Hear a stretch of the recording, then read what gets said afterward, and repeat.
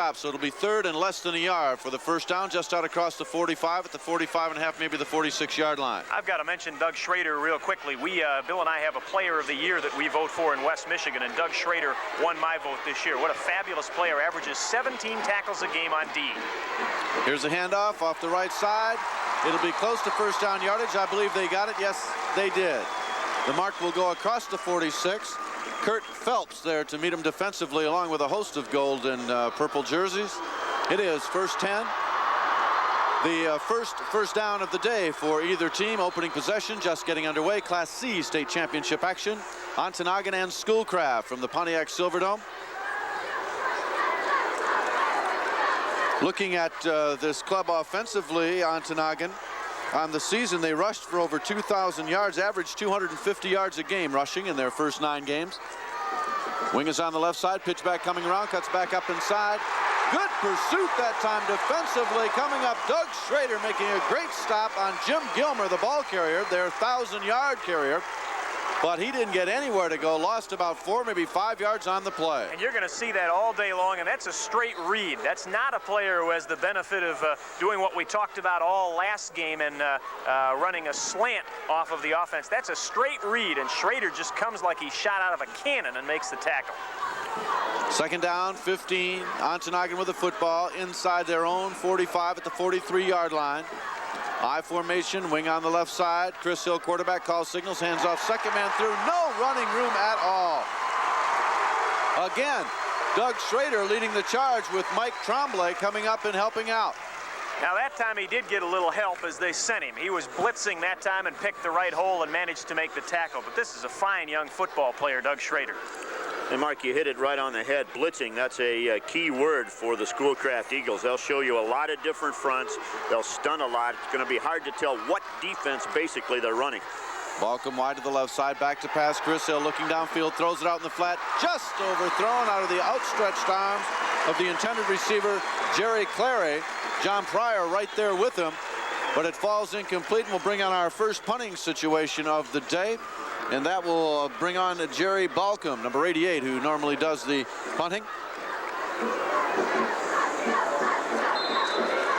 Steve Sutton and David Kaufman will most likely be back to receive it, and it will be Steve Sutton. He'll be standing at around his 25-30-yard line. And Balcom will be standing around the 30. Here's the snap of Goodman. He gets it away. Lots of pressure, but he gets it off high end over end. They let it hit. Takes a Schoolcraft bounce, but Ontonagon downs it right there. And the Eagles will get it first and 10 in their own territory. They'll mark it at the 22. Bill and I saw Schoolcraft play in a regional championship game against Parchment, and they won that game going away. But the 2 big plays in that game that gave them the ball game were punt blocks. They'll come after Ontonagon, I think, all night long. Well, they had 3 or 4 of them with their hands up that time and almost got a piece of it. Schoolcraft breaks the huddle now.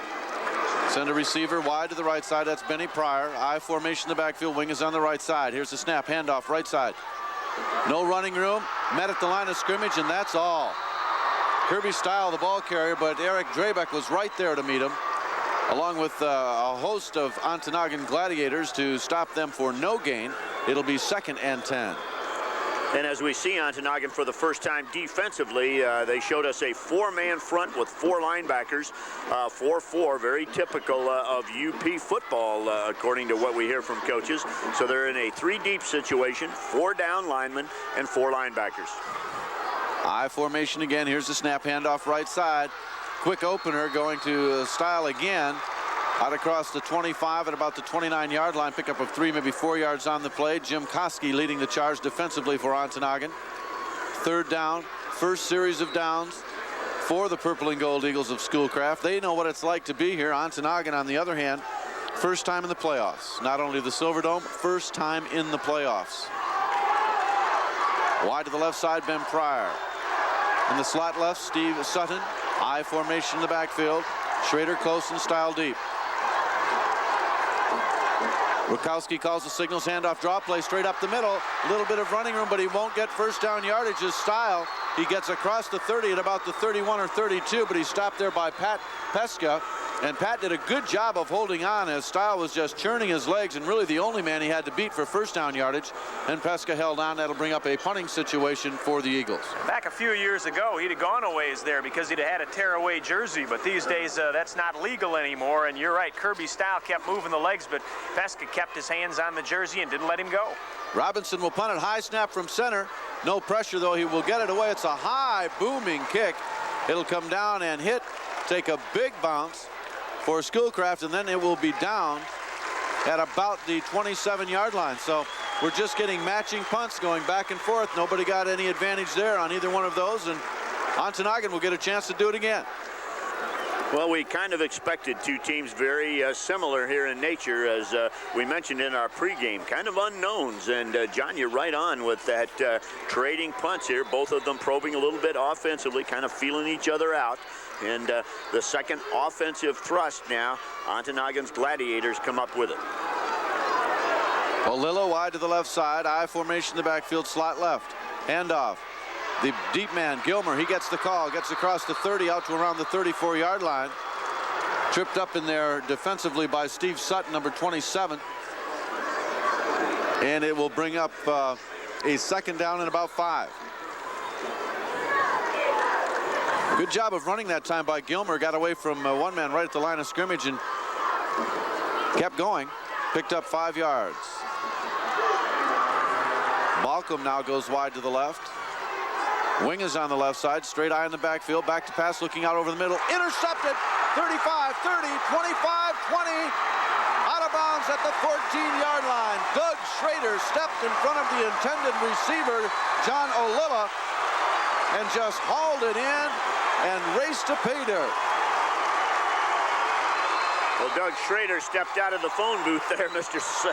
Superman, as he stepped right in front of the intended receiver, was able to pull the ball in and legged it all the way down to about the 12 or 13-yard line. He is just very active from his linebacker position. We've told you he averages 17 tackles. He is just one fine defensive football player. Looks like he's a pretty good offensive player, too, by his stats. Yep.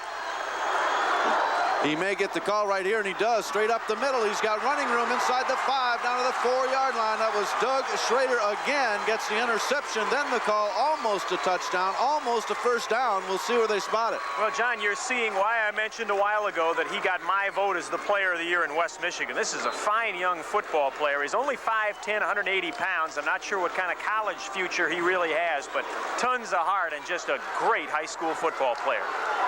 Power eye to the right side. Second down at the 4-yard line. Schrader off the right side. He's in. Touchdown. Schoolcraft draws first blood. Well, Doug Schrader on 2 carries here after his interception brought the ball to about the 13 or 14-yard line. It's 2 carries by Doug Schrader, and he puts the ball into the end zone for the first 6 points here for Schoolcraft. And once again, though, as we've seen all throughout these championships, it's defense that has sparked the first score for these finalist teams. Jeff Giroux, the left guard, will do the kicking. Try for the extra point. Here's the snap. It's down, it's kicked, it's low, and it's partially blocked. We watched him in practice, and he was getting him pretty low there, so it's no good. 5:07 remaining in the first. Schoolcraft 6, Ontonagon nothing. We'll be back in a moment on this, the MHSAA Championship Football Network.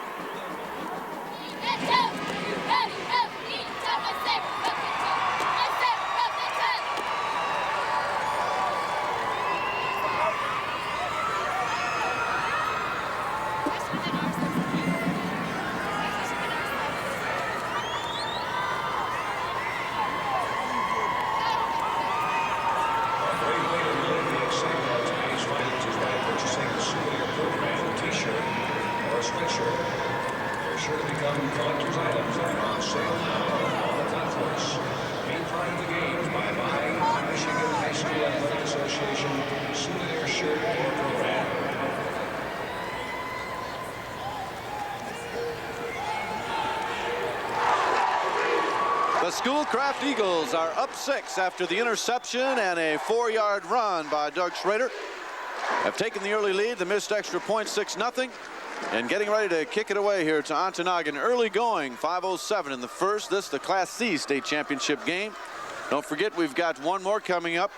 Maybe the best of the day, that Class B state champion with Farmington and DeWitt. This one's a long ways from over, though, and Ontonagon just getting warmed up and getting the feel of this place. We mentioned earlier, not only is it their first trip to the Silverdome, but their first playoff berth ever.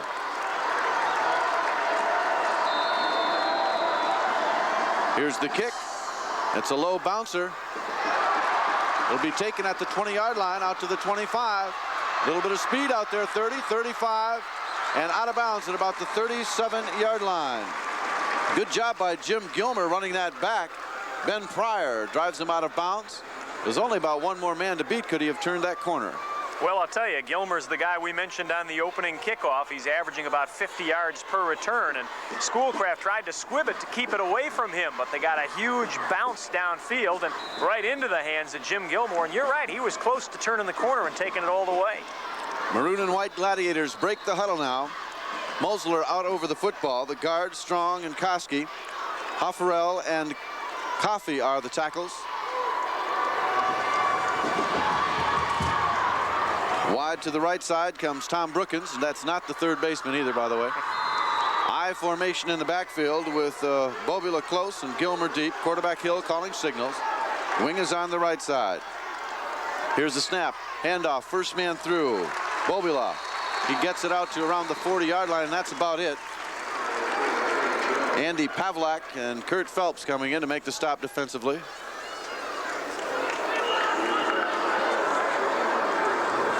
John, as we compare size here, the offensive line for the Gladiators averages about 190 as compared to 180 for Schoolcraft.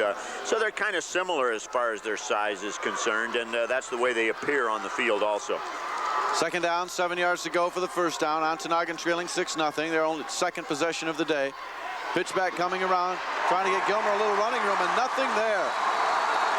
Coming up and making a great stop is Mike Trombley, making the initial hit. That's the second time they've tried that pitch, and neither one has worked. They've had more purple jerseys in the backfield than they have anything. Really kind of a strange pitch style by quarterback Chris Hill. Instead of kind of pushing the ball like you usually see on a pitch, he sort of whips it around. Sort of just kind of slingshots the ball. Yeah, it's really kind of funny looking. If he doesn't hit his back, that ball's going to go about 30 yards. Hasn't worked too well. Here's the snap back to pass Hill, getting pressure, throws it out in the flat, incomplete, and he was leveled back there. Coming in and really decking him Kirby style, and he really put a shot on him. He had to deliver that ball a little quicker than he'd like to. That'll bring up 4th down and 12. And so far, Ontonagon been unable to figure out at all this Schoolcraft defense. Well, I think that was intended to be a screen pass out there, but Chris Hill just had no opportunity at all to let it get set up. He saw that crashing defensive end coming at him, and he just delivered the ball before the screen door opened. Well, not only that, if it was a screen, it was covered very well because those white guys out there were covered with purple. Here's a high spiraling kick and a good one. Fair catch being called for. They let it drop on about the 20. Takes an Ontonagon bounce inside the 15, now down to around the 10, still rolling, and they'll down it at about the 12-yard line. So Schoolcraft will start deep in their own territory, leading in the contest 6-0. A little bit of a mental error right there, not catching the football. There were players for Schoolcraft who were around the football and had a chance to grab that one back out at the 20 or beyond, and they let it bounce, and it bounces down to the 12, and that cost them a little field position. And one of my pet peeves, Mark, you hit it right there. I used to coach that way. Always catch the ball. Don't let it hit. Don't give them those extra yards. They're so valuable down here at this end of the field. Rukowski calling signals now. Here's the snap handoff. Second man through. That's Style. Style will get it across the 15 out to about the 17-yard line. Gain of 5, maybe 6 yards on the play.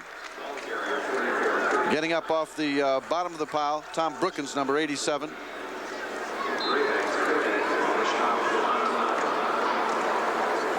Big play so far, turnover.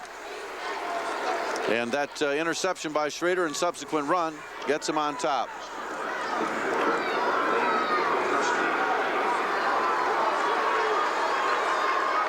Bukowski calling signals now. Here's the snap, handoff right side. Again, it's Style. He's got running room, 20, 25, 30, 35, out to the 40-yard line. Kirby Style, or rather, excuse me, Doug Schrader. Pat Pesca makes the stop finally, and that was just a quick opener off the right side, and Schrader really turned it on once he got through the hole. Quick little opener right up the middle, splits that defensive front line, and nobody home until you get to the defensive back. Great gain. Schrader comes out. I formation in the backfield. They've got it really tucked up in there right now. Here's the snap. Handoff, left side, second man through. Gain of about 2, maybe 3 yards on the play. Boy, it's really early, John, but I already get the feeling that up front, the Schoolcraft Eagles are controlling that neutral zone. They seem to be able to control that defensive front four for the Gladiators of Ontonagon. They break the huddle now. Booz out over the ball. Ballantyne, Simmons are the guards. Pavlik and Phelps are the tackles. Wide to the right side, Chad Paulson. Split backs in the backfield. Hand up straight up the middle. Schrader, the ball carrier again. He's got running room across the midfield stripe and down to the 46-yard line, where again, Pat Pesca brings him down from behind. So a good run again by Schrader, but a good job inside by Booz, Simmons, Ballantyne. That interior line, as you mentioned, Coach, doing a job in there. Well, Bill mentioned it's early, but it's time for a defensive stop here. Ontonagon's in a little trouble if Schoolcraft can march it all the way from their own 10 downfield. Wide to the right side, Benny Pryor. Quarterback is Rukowski again. We'll watch for him to be switching. They do a lot to Robertson. Here's a snap, quick pitch over to the right side. It's Kirby Style. The ball carrier's got running room, 45-40, 35-30, and out of bounds at the 27-yard line. Tony Smarts finally runs him out, but not before Mr. Style picks up about 20 yards and another first down. And as Mark just mentioned, this series started at about the 12-yard line, and they're knocking on the door now. Well, a quick pitch out there to Kirby Style, but credit Ben Pryor with a great block out there on the cornerback, as he's the one that's responsible for Style being able to turn the corner and get down the sidelines. Wing is on the left side, split backs in the backfield. Handoff straight up the middle. Schrader again, the ball carrier. Good hard running as he gets inside the 25 down to around the 23-yard line. Pickup of about 7 yards before Jim Bobula brings him down. But right now, Schoolcraft just threatening to make no contest of this as they're just moving the ball at will. Well, they are really controlling the line of scrimmage, as I just mentioned, and that's the key to any football game. And the front line offensively for Schoolcraft just dominant here all of a sudden as they're letting their backs run just about anywhere they want to go. That's the end of the first quarter, ladies and gentlemen. Schoolcraft 6 and knocking Ontonagon nothing. We'll be back in a moment on the MHSAA Championship Football Network.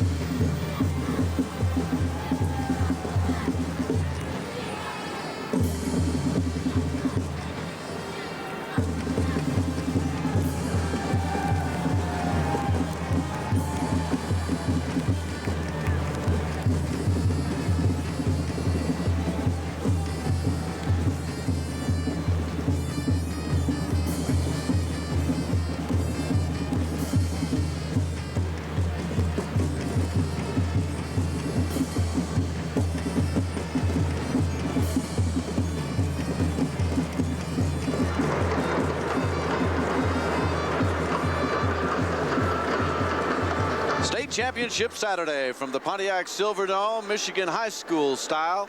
Class C action right now, and Schoolcraft threatening to add to their 6-0 lead here in the opening moments of the second period. This has been a very impressive drive by the Schoolcraft Eagles. If they have controlled the line of scrimmage, to say the least, and moved from their own 12-yard line, they're now at the 22-yard line of Ontonagon, and the Gladiators better dig in and hold firm right now.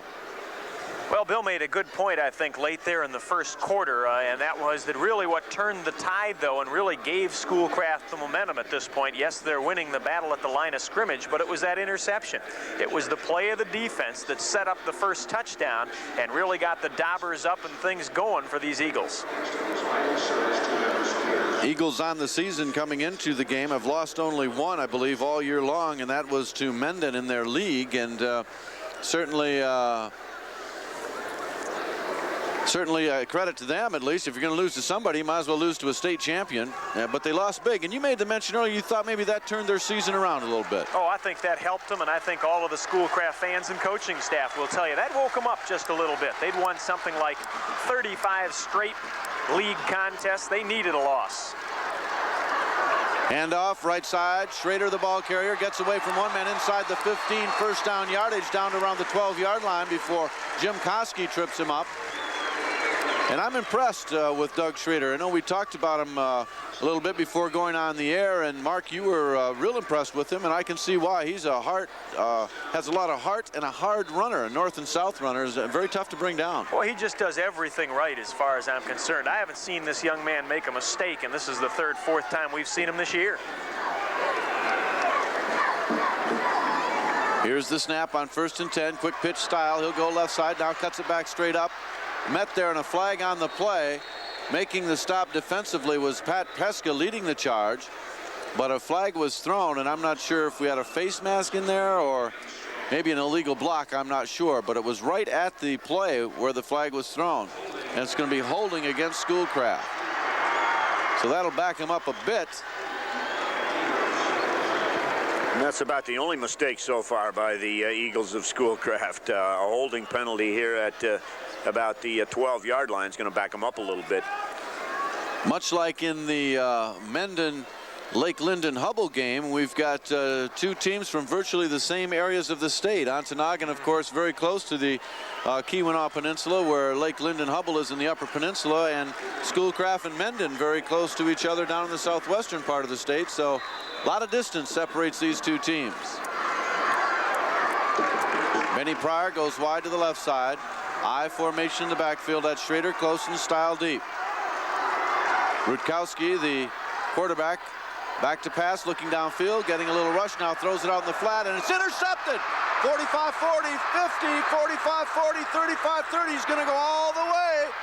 10-5 touchdown, Ontonagon. Coming up with a big interception, Jerry Clary, number 22.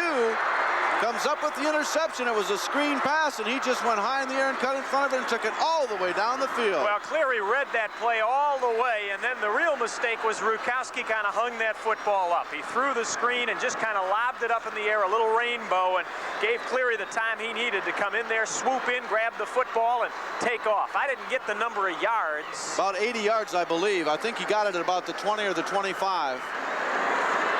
So 75, 80 yards on the play that time, and a big, big play for Ontonagon. Gets their crowd a little fired up. And we've talked defense all day long, and once again, it's the defense providing the points and knotting this ball game. Extra point attempt to take a 1-point lead. It hits the upright, it goes in. It's up and it's good. It hit the left upright and kicked inside. So Ontonagon takes a 1-point lead and stuns the Schoolcraft crowd and players. 7-6, 11:05 remaining in the first half. We'll be back after this on the MHSAA Championship Network.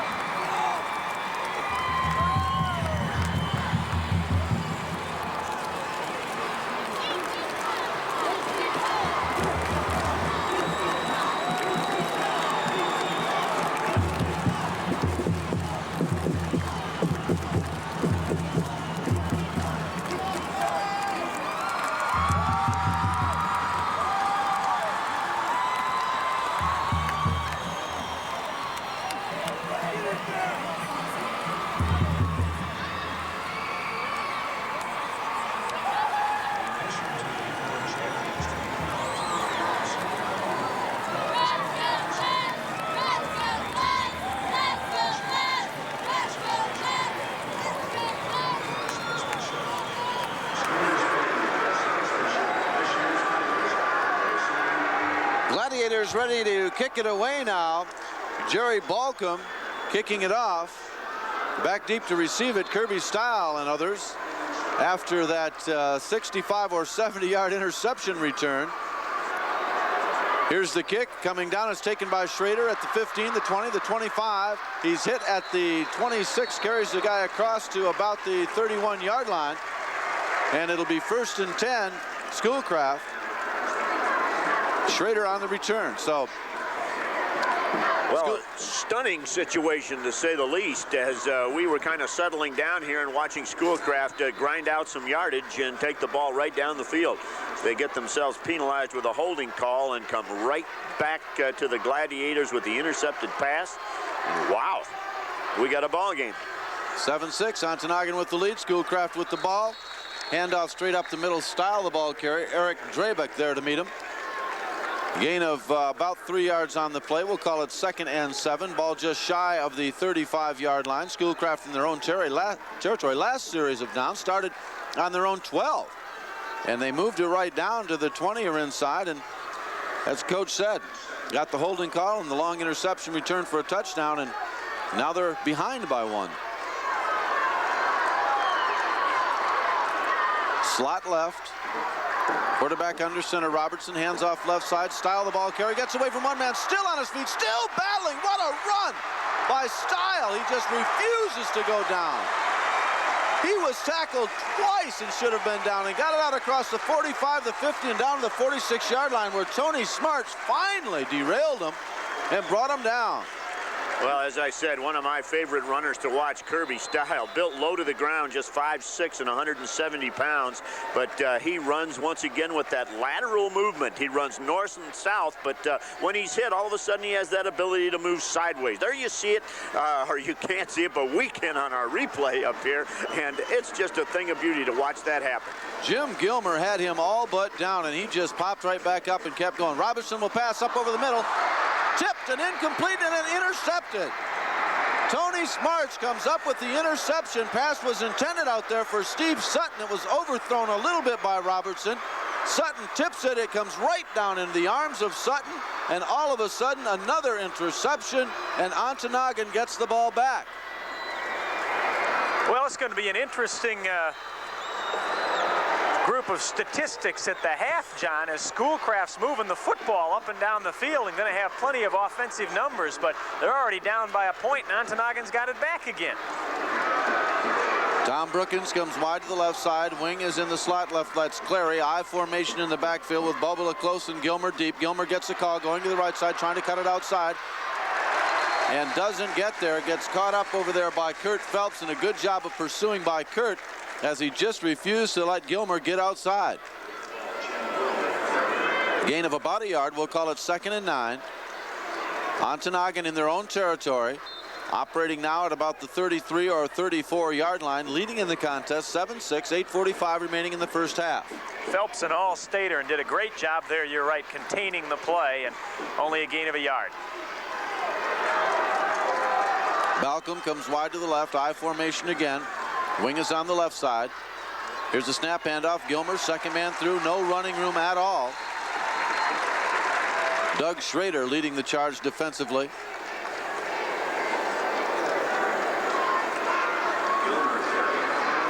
Third down and about 8 yards to go for the first down. Ontonagon in their own territory. They break the huddle now. Mosler out over the ball. Koski and Strong are the guards. Coffey and Efferl are the tackles. We'll see if quarterback Hill goes to the air. Drops straight back to pass. Good protection. Looking downfield. Cox's arm throws one up over the middle. Incomplete. They're going to call it incomplete. If that ball would have been catchable, there might have been an interference call on that. Let's pause 10 seconds. Allow our stations to identify themselves along the way. You're listening to Michigan Sports Services, a division of the Great Lakes Media Group.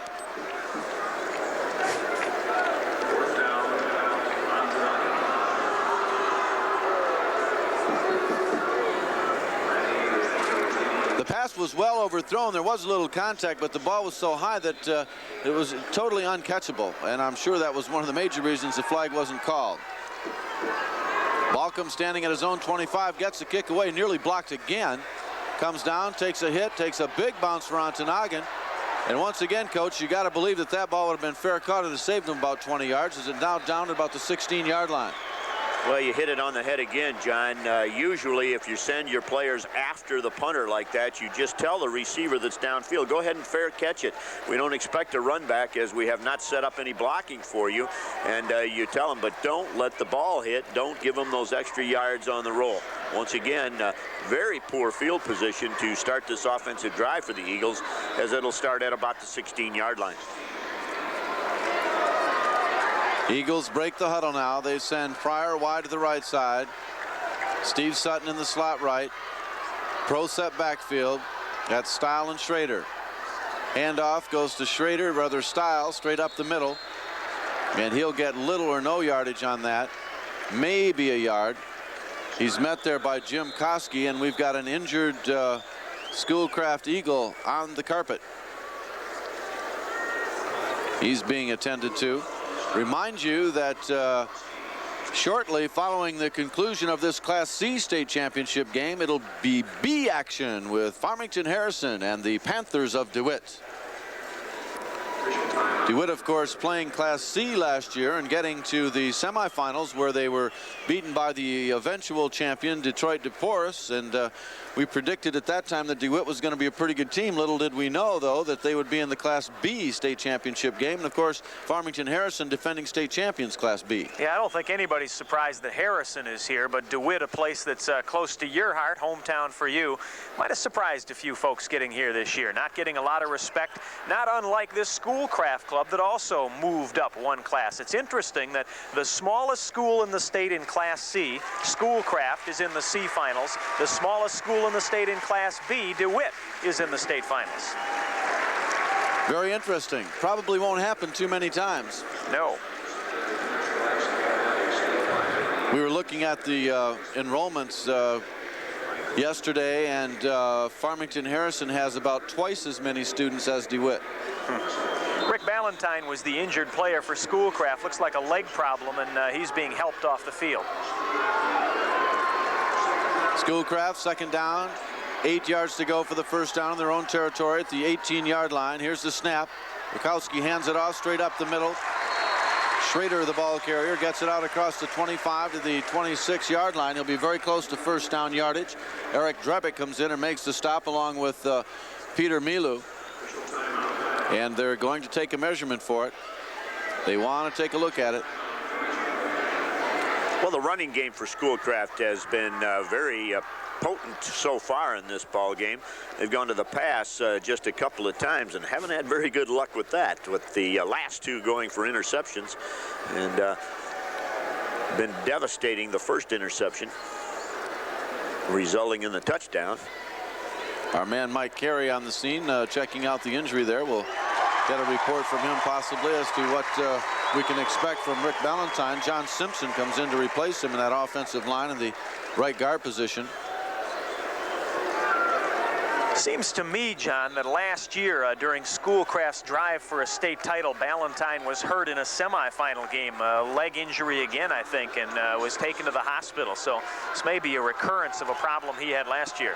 Rukowski calling signals now. Here's the snap. Handoff right side. Style the ball carry. Running room the 30 out to the 35. Still on his feet and driven out of bounds. First down yardage or close to it again. Jim Gilmer finally runs him out of bounds, but not before Mr. Style picks up another first down.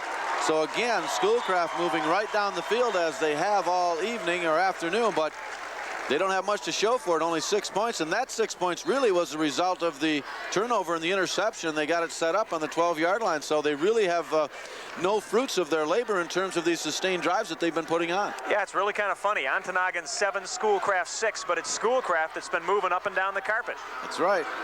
Rukowski calling signals now. Slot left. Here's a quick pitch. No, back to pass, looking up over the middle, got a man open. It's complete out there to Steve Sutton. Big hit that time also from number 44, Tony Smarch. And Tony was very close to stepping in for a possible interception there as well. But I think Rukowski put a little more zip on it that time and got the ball there quick enough, and they approached the midfield stripe, 1st and 10 again. You know, really everybody did their job on that play. Schoolcraft ran a beautiful play, and Sutton caught the ball just as he should, and Smarch, from his safety position back there, put a big lick on and tried to jar the ball loose. Good play all the way around, but it's Schoolcraft that gets the first. Kaufman slot left. Here's the handoff straight up the middle. Style the ball carrier, gets about a half a yard, and that's it. Looked like Jim Koski from a defensive tackle position on the tackle that time. He's one of those 4 front down people that the Gladiators use. They move around a lot. They don't line up in the same spot all the time. I've been trying to pick up a little bit of a tendency, John, as to where they go, but they seem to favor the power side of the formation for Schoolcraft, or the tight end side. They slide that way just a little bit. Second down, 10 yards to go for the first down. Schoolcraft with the football, trailing by 1 at the midfield stripe. Handoff, right side. Little or no running room at all for the Eagles, and it'll bring up a 3rd and 10. Let's go to the sideline now, and our man on the scene, Mike Carey. Mike.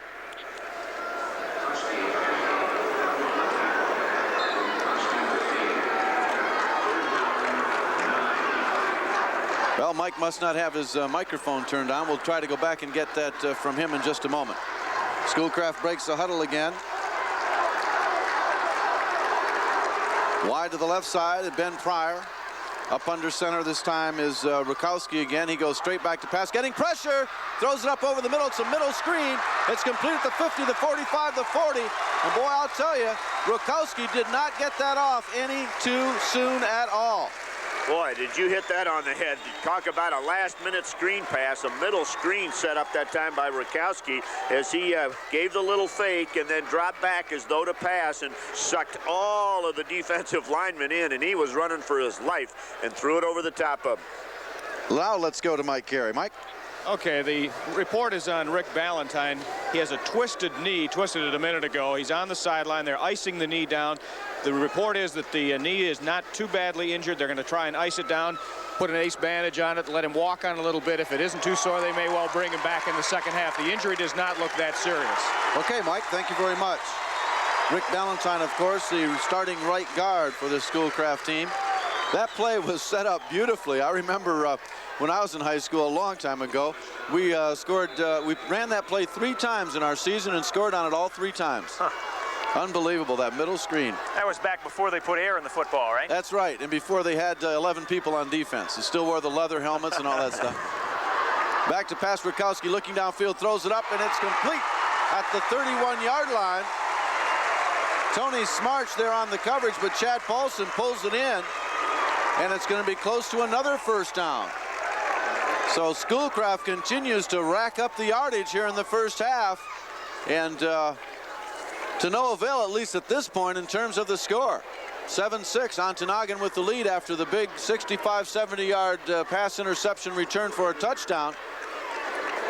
And it just like Schoolcraft gets down here so close and self-destructs, and they're approaching that area now, so we'll see what happens. Rakowski remains the quarterback. Slot left with Kaufman over there. Back to pass, rolling the left side. He's going to be sacked. All the way out across the 40 at the 43-yard line. Pat Pesca getting in there and getting Rakowski before he could really even turn to look downfield. Well, it seemed as though the defense knew what was coming that time, John. As you said, Wade Rakowski just going back and finding a defensive man from both sides right in his face, and he's thrown down for the sack. A big loss and some important real estate gained back by the defense for the Gladiators. 3rd down, 11 now. The ball just outside the 40-yard line. Wide receivers either side of the field. I formation in the backfield. Schrader close and Style deep. Here's the snap. Back to pass. Quick look in. It's complete over the middle. Ball is up in the air, and it's brought down by Ontonagon. So once again, Schoolcraft moves right down the field. Would you call that a reception and a fumble? Yeah, absolutely. It's a catch, and then Pesca will grab the football, take the fumble. I don't know that, or you could call it an interception. I'm not sure. We'll get a chance to watch it here on the replay. Yeah, reception and a fumble. You're absolutely right. Pesca recovers the fumble. Chad Paulson was the receiver on that, and he is still down on the field as he took quite a shot in there. I believe it may have been number 47, Peter Milu, who put the shot on him, but whoever did just popped that ball high into the air, and then coming down with it, Pesca. and it'll be Ontonagon's ball.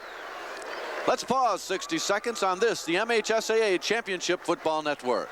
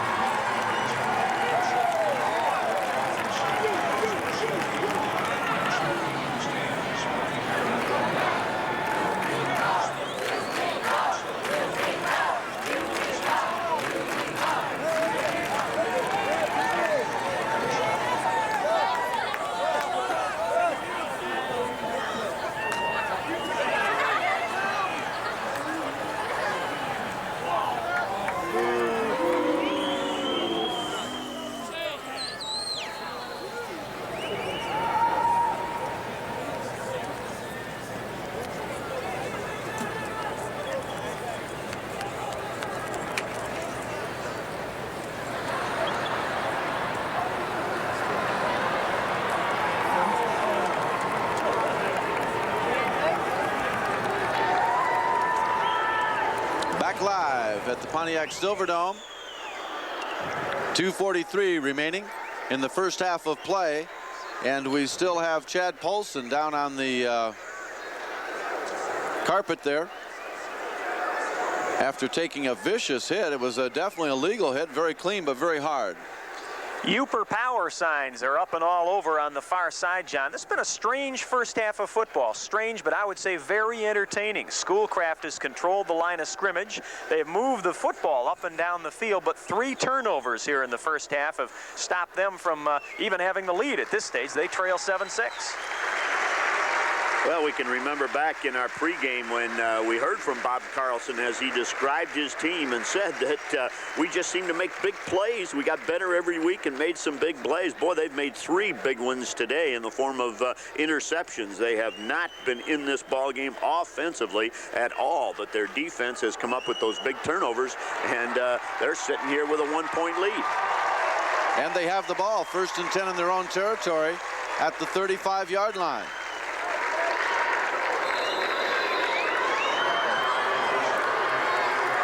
They break out of it now, wide to the right side. It's a wide receiver, I formation in the backfield. Handoff goes to the right side. Little or no running room over there for Bovila. Gain of almost a yard. We'll call it 2nd and 9.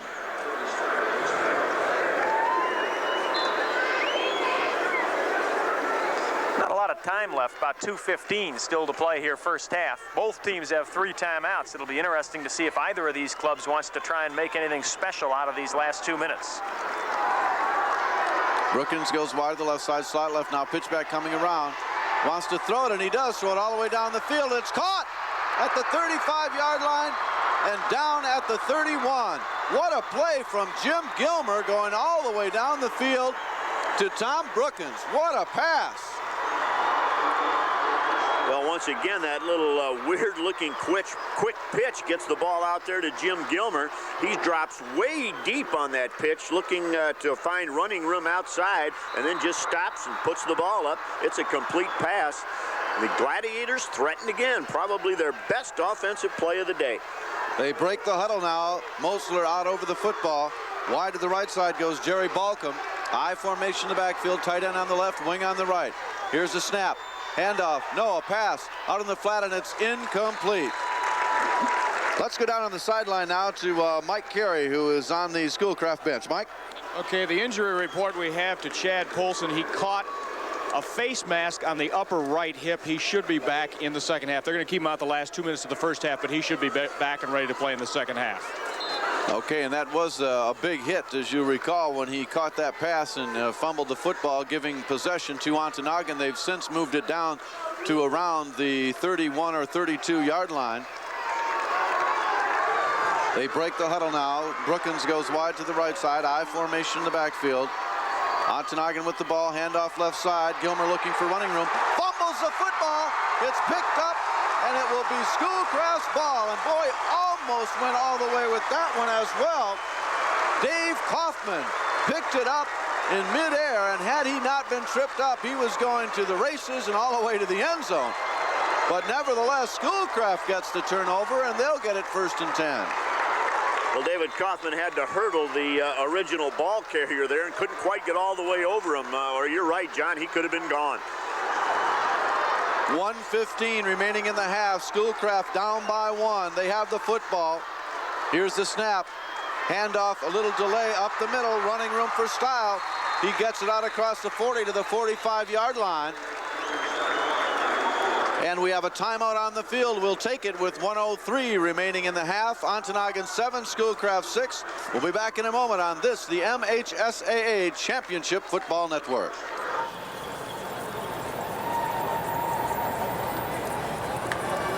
People who trim school budgets by cutting sports and other curriculum activities are shortchanging our students. Studies prove that students who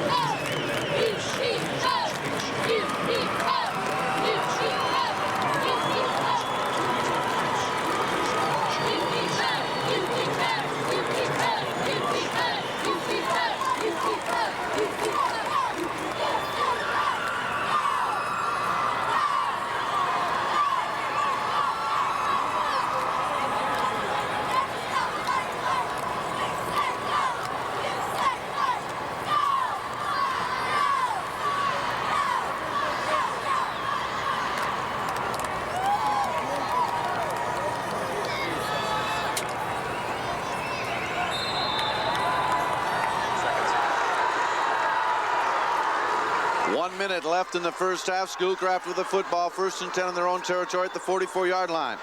Back to pass, looking downfield, throwing up a wobbler, and it's almost intercepted by number 30 out there, Jim Gilmer. It was intended for Dave Kaufman, but Robertson's really just kind of hung that one up like a wounded duck.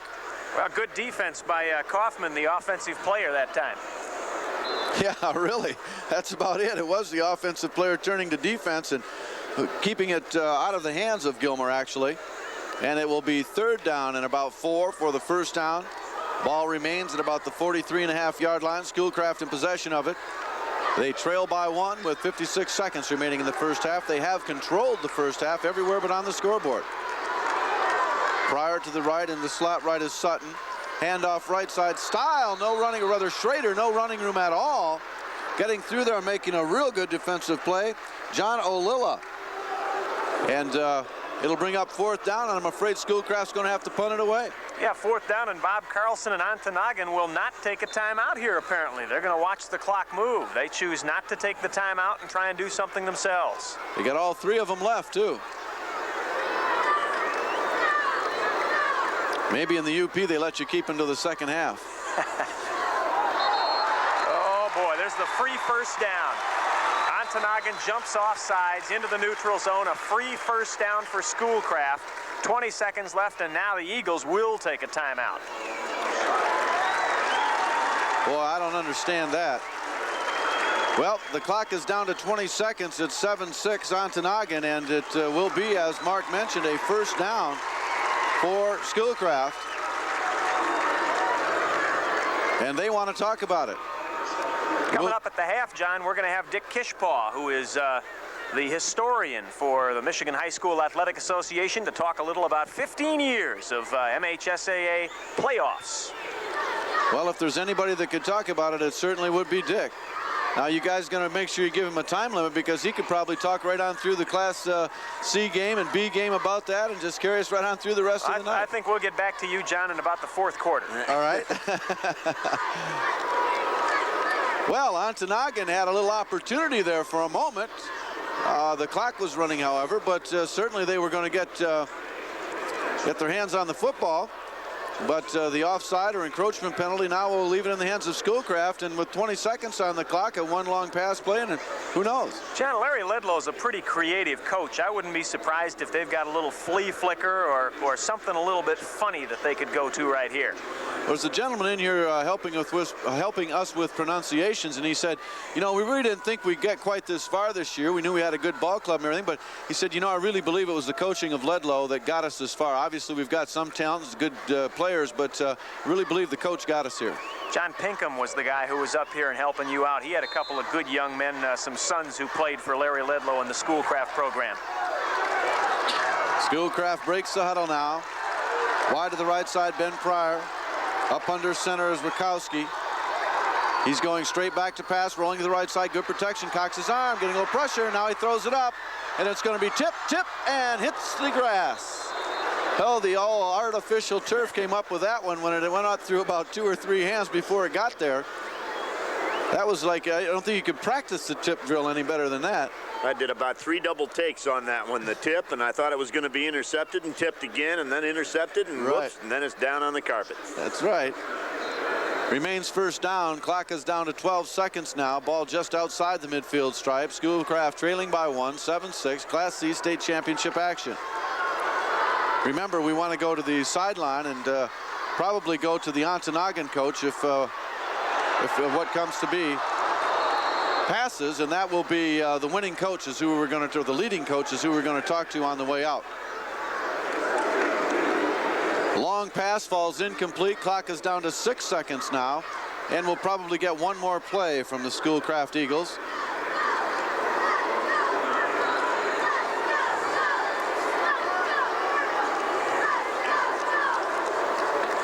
Six seconds remaining in the first half of this Class C state championship game. Third down. Pryor goes wide to the left side. Sutton wide to the right side. Split backs in the backfield. They throw it out for Pryor. It goes through his hands, falls incomplete, and we still got one more play. It'll be 4th down. And that was going to be a little trickery right there. The ball was going to get in the hands of Pryor, and he was going to pitch to a running back who was trailing. I think he was thinking about the pitch before he thought about the catch there. Might be right.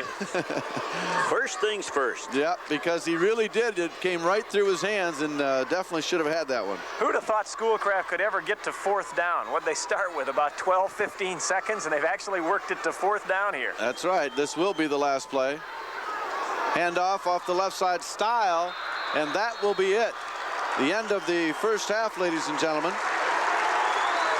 Ontonagon leading 7-6 over Schoolcraft, and this is a Class C state championship game, and we'll keep our eye on Mike Carey as he's going over to talk to Ontonagon coach Bob Carlson, who has that 1-point lead at halftime. And we're getting ready for him as he's getting ready to meet with the coach. And we see him moving towards him right now, and so we'll just pass it on down to Mike Carey, who is on the sideline. Mike, take it away. Okay, with Coach Bob Carlson. Bob, your team bent but did break with the defense, came up with the biggest play of the first half, the big interception. Gladiator champions.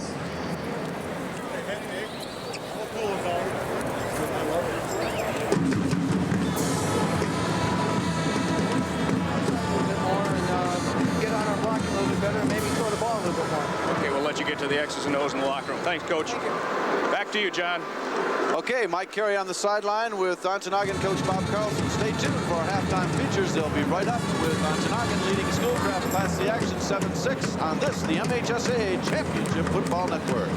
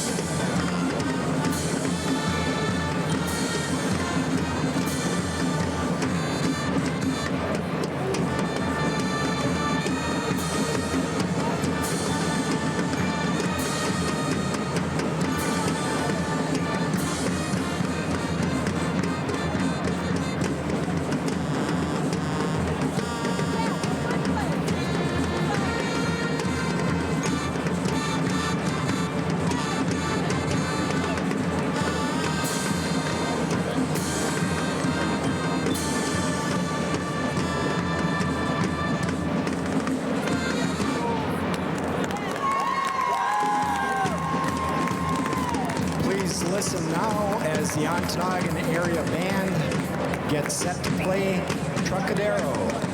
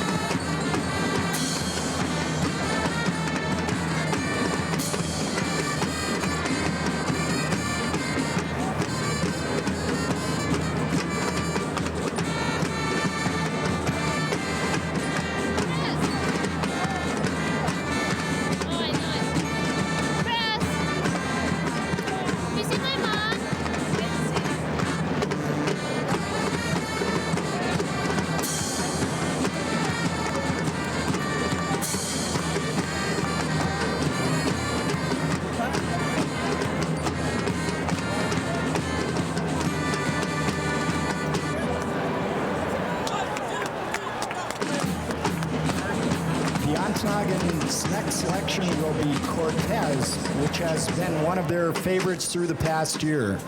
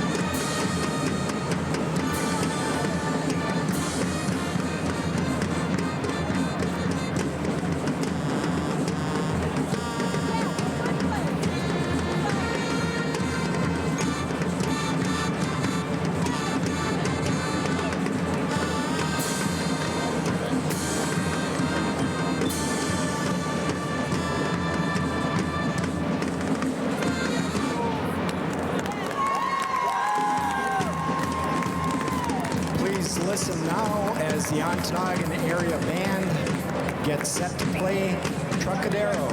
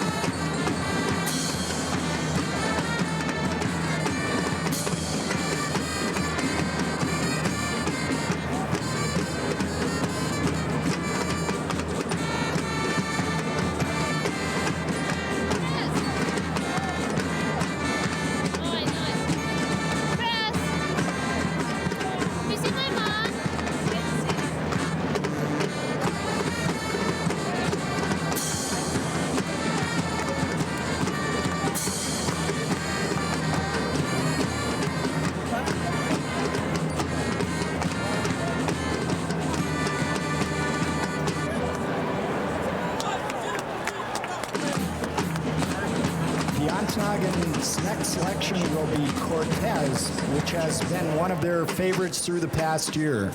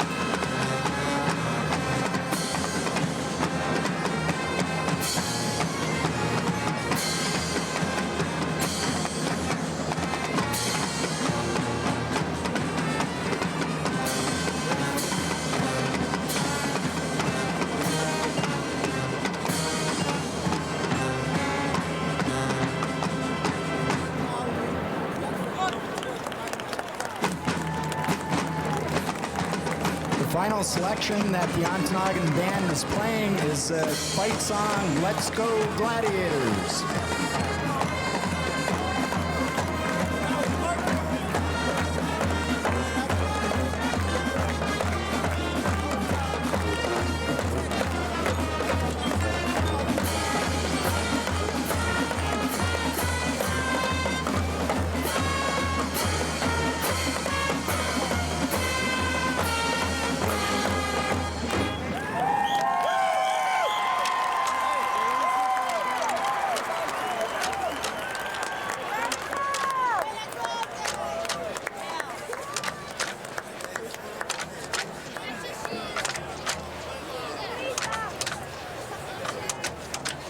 Your attention, please. Your attention, please.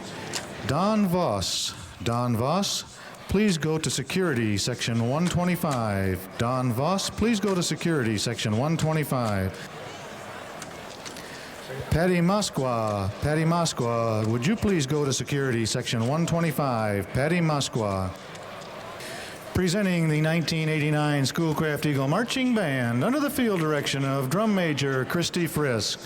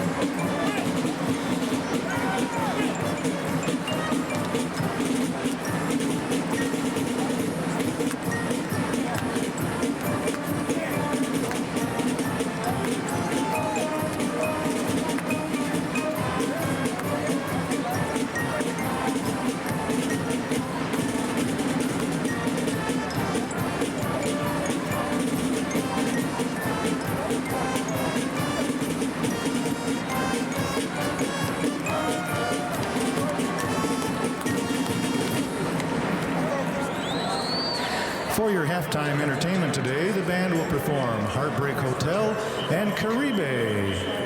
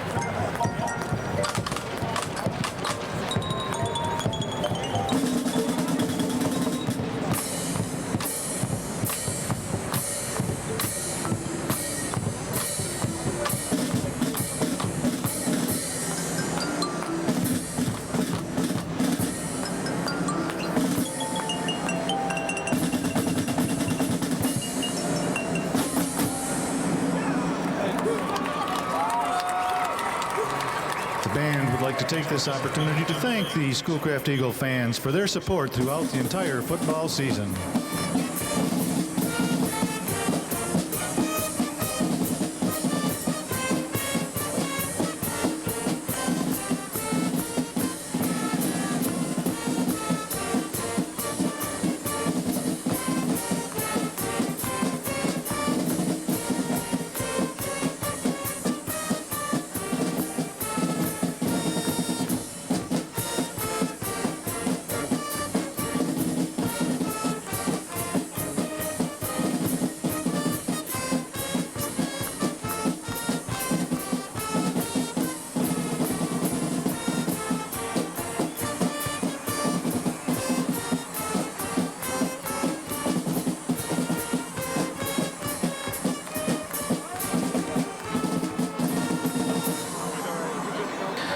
Ladies and gentlemen, the Schoolcraft Eagle Marching Band under the field direction of Drum Major Christy Frisk. Director of Bands at Schoolcraft Schools is Mr. David McCurley.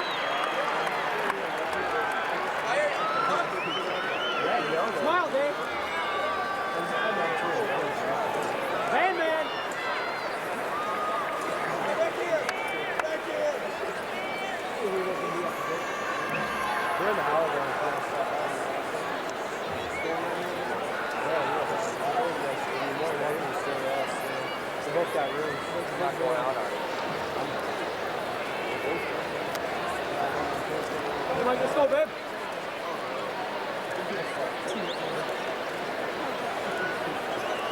We're gonna watch it. Right? Right. Real. We're gonna, Rob. We're gonna go up. Wait a minute. Sit down for this.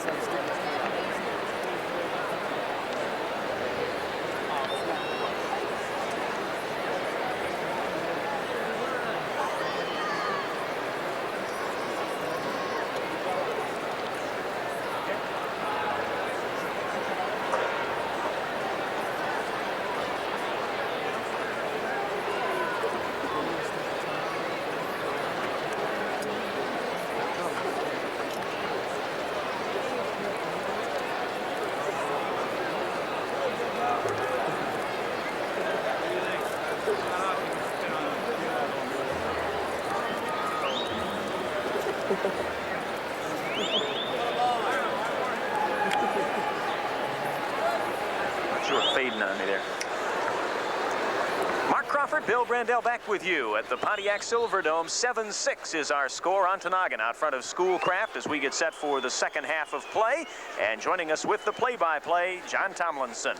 Mark, thank you very much. I see that our ace reporter on the sideline, Mike Carey, has the Schoolcraft coach with him. And let's go to the sideline now, Larry Ledlow and Mike Carey. Mike? Right, John. Coach, you at times looked like you were really controlling the neutral zone in the first half, running the ball very effectively, but the turnover bug, the three big turnovers really stopped your offense 3 different times, really gave them the lead in the first half. Cannot turn the ball over in a game like this and expect to win, and we definitely this half going to try and take care of the football a little bit better. Okay, what adjustments are you making at halftime to control that in the second half? We're not making a ton of adjustments. We feel we're moving the ball offensively, and we're stopping them on defense, so we're not going to change a whole lot of things. Hopefully, we're just going to keep the ball in our own hands. Okay, best of luck second half, Coach. Thank you. Thank you, Mike. Of course, you know, he kind of agrees with what we said, I guess, and that is we're doing just about everything we can do right. We're just not hanging on to the football. Well, I think that's the big key. We mentioned Schoolcraft, to me, was dominating that neutral zone and up front, and that's where ball games are won and lost. And they just simply self-destructed when they got themselves down close to the goal line. And as Larry Ledlow said, you just don't turn the ball over in a state championship game 3 times in the first half and expect to do very well. And he's only 1 point down, and I just still have the feeling that Schoolcraft has the game in control.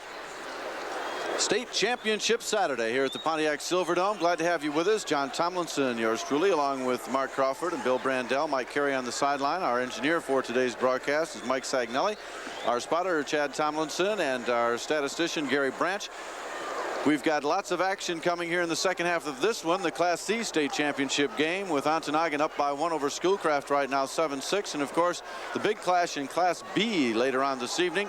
Farmington Harrison against DeWitt should prove to be a good one. We had a couple of games already happen today in the Class D game that got things started this morning. Mendon ended up winning it 31-0, but it was only 3-zip at halftime, so there was a lot proved in the second half of that one. Then the Class A game this afternoon, what a great game that was. Ended up to be 16-13 with Muskegon taking the victory over Martin Luther King of Detroit. And right now it's second half time for Class C action on State Championship Saturday from the Pontiac Silverdome.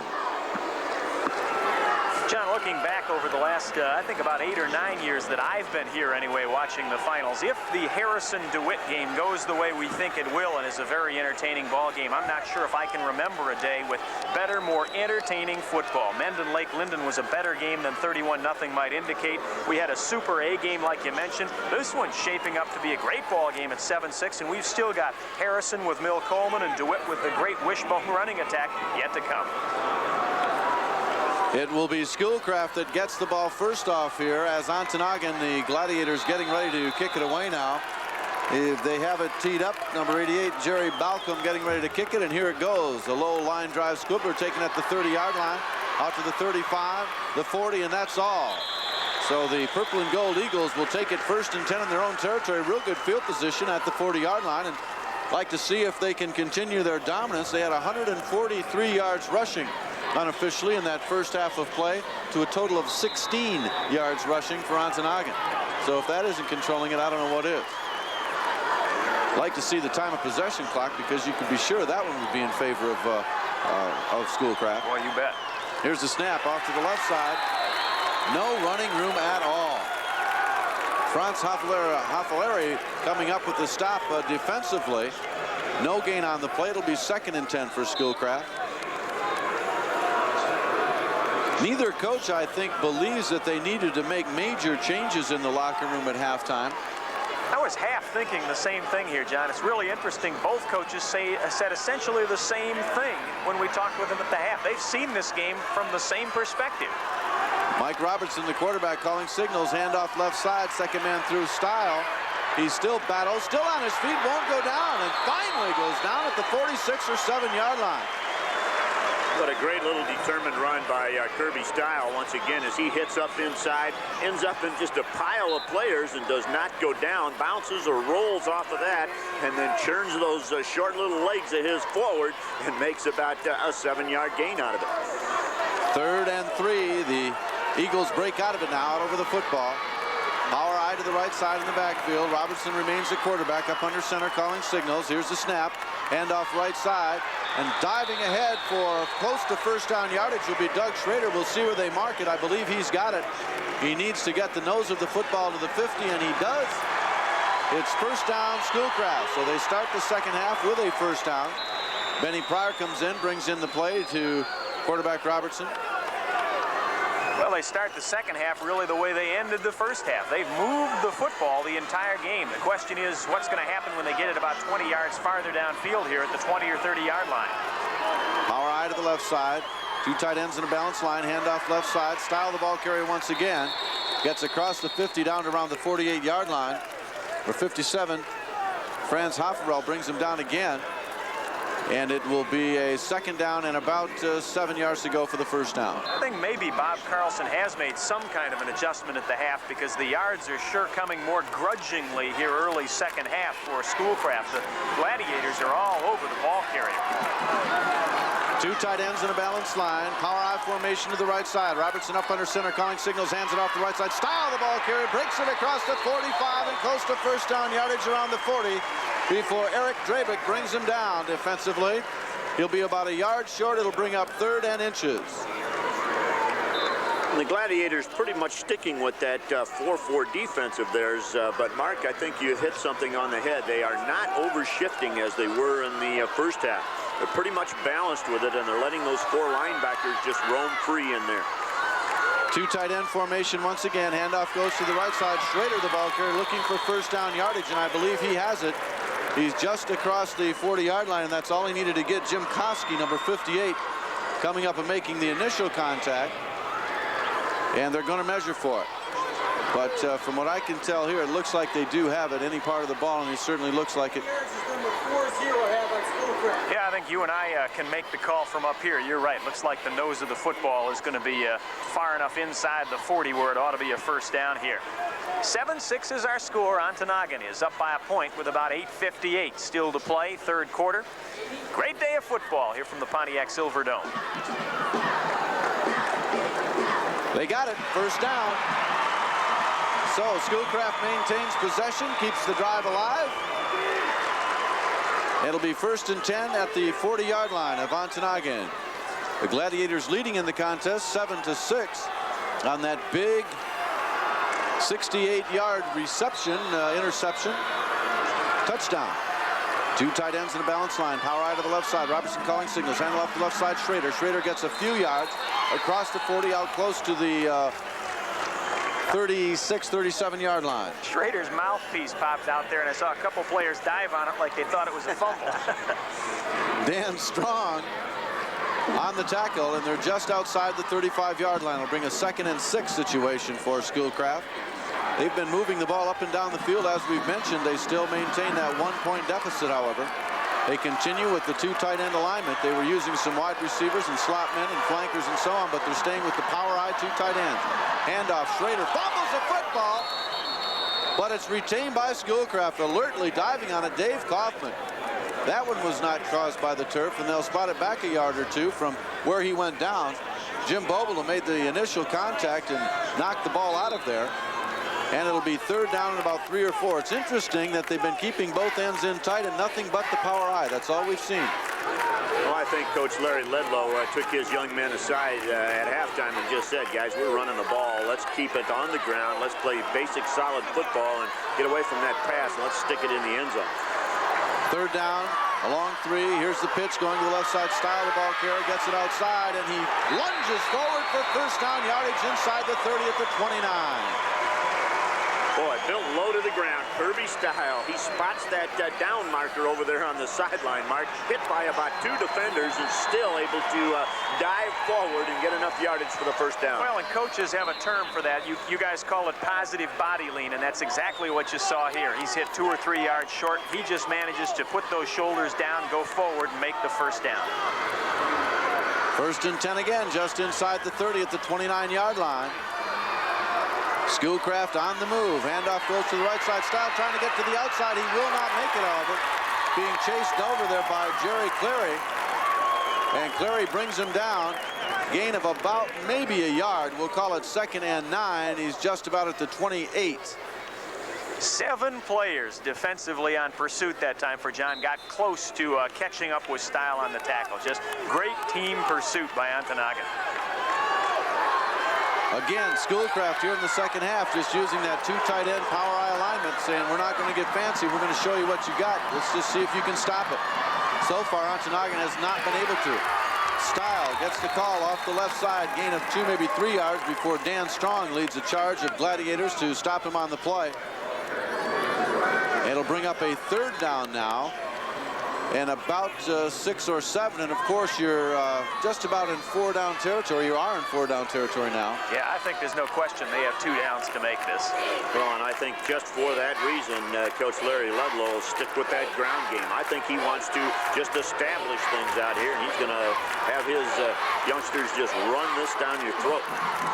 All right, Wide to the right side this time. Handoff goes straight up the middle. Style, the ball carrier, battling forward. He gets it inside the 25 down to around the 22-yard line. He'll be about 2.5, maybe 3 yards short of the first down. Jim Koski leading this charge along with Jim Bovola for the Ontonagon Gladiators. And it will be 4th down. And you can be sure they're not going to punt, and they're a little bit out of field goal range, I believe, for Jeff Giroux, who's got a good foot. He just in practice, he was hitting it really, really low. And again, when he missed the extra point earlier in the game, it was just too low. 4th and about 2, a long 2, maybe 3. Power I formation, 2 tight ends in a balance line. Robertson hands off straight up the middle. Diving ahead, Doug Schrader for the first down yardage inside the 20 at the 19-yard line. Well, Bill is absolutely right. Larry Ledlow is sending a message to his team, and he's sending a message to Ontonagon out here, and that is that we're going to control the ball at the line of scrimmage. We're done making mistakes. Stop us if you can. Exactly what he's saying, and so far, as I mentioned, Ontonagon has not been able to do it. Well, credit that front wall up there. Brad Simmons, Scott Foos, Rick Ballantyne, Kurt Phelps. I don't know whether Kurt Ballantyne's back in or not. Here's the snap, handoff left side. Styles the ball carrier inside the 15 down to the 14-yard line. Jim Bovola leading the stop on that one. I'm not sure either. Yeah, he is. He is? Okay. Because when we had talked to our sideline Mike Carey before, he said he probably would be back in the second half. Rick wearing number 52 out there, so. Not easy, I'm sure, to keep a young man out of a state football championship game.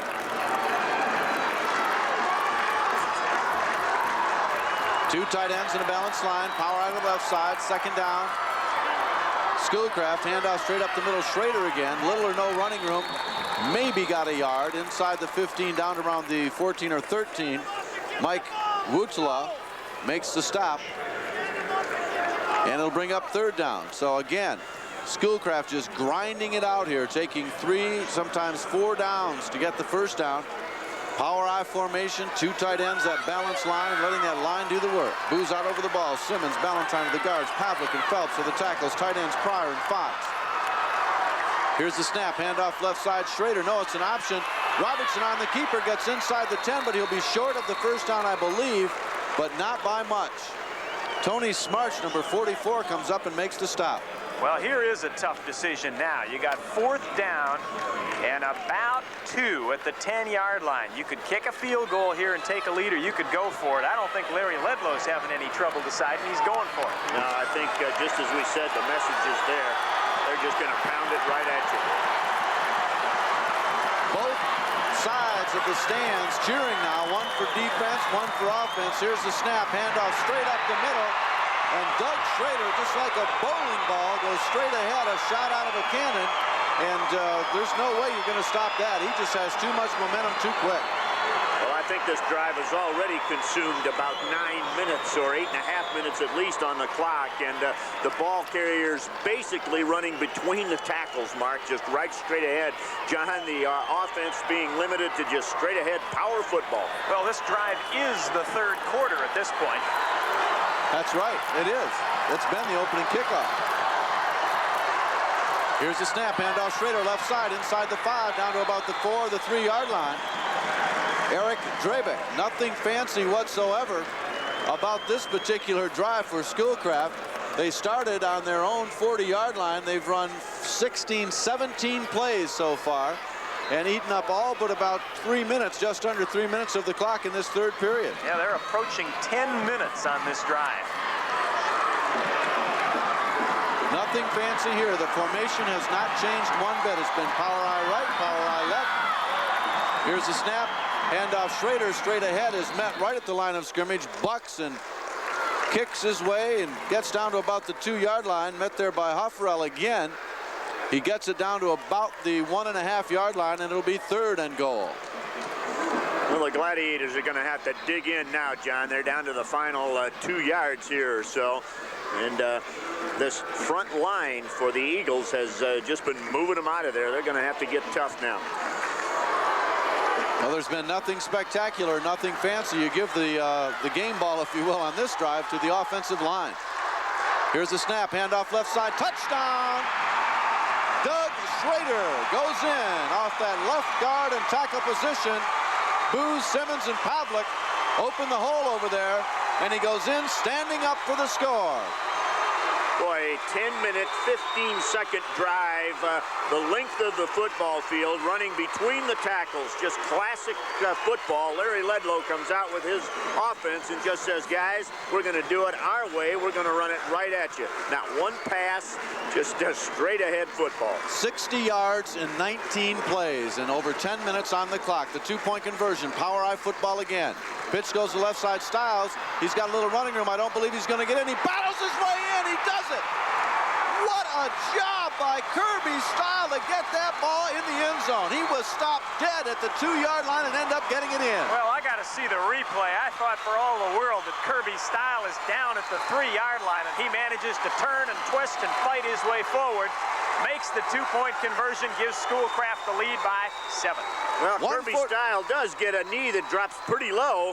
We get to see it again here, but he gets a hand down, catches himself, gets hit by 2 or 3 of the Gladiators, but he spins and rolls his way and finally gets the ball to touch the goal line. That's a big 2 points, John. 1:45 remaining in the third period. Schoolcraft 14, Ontonagon 7. Unbelievable run that time.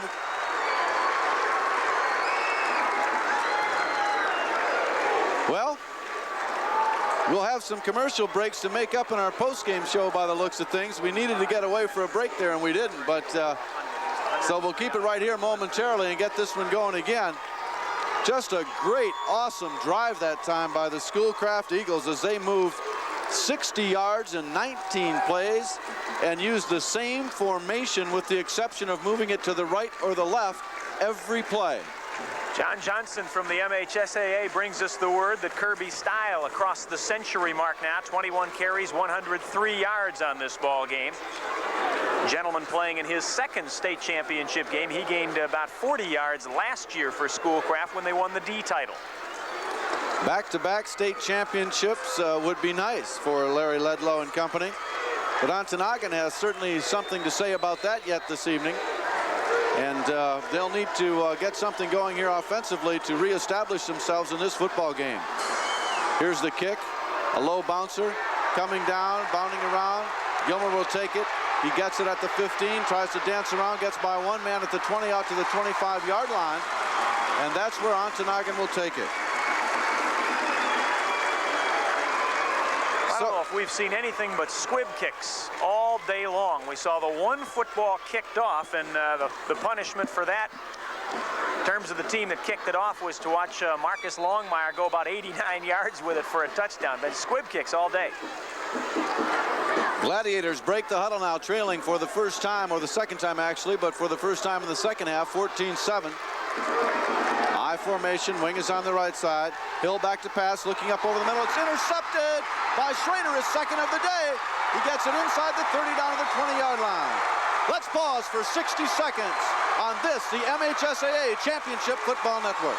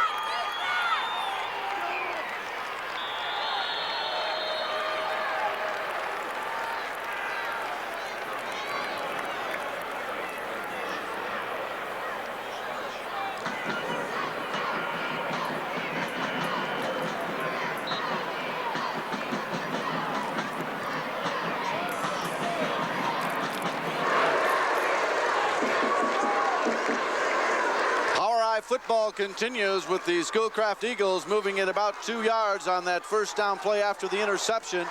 They're at the 19-yard line of Ontonagon. Back to pass, looking downfield, throws it up, and it's incomplete that time. Rukowski comes up with the pass. First time they've done anything but run with that power eye, and he drops back to pass, had a couple of men open, just overthrew him a little bit on the sideline. and it'll be 3rd down and about 8.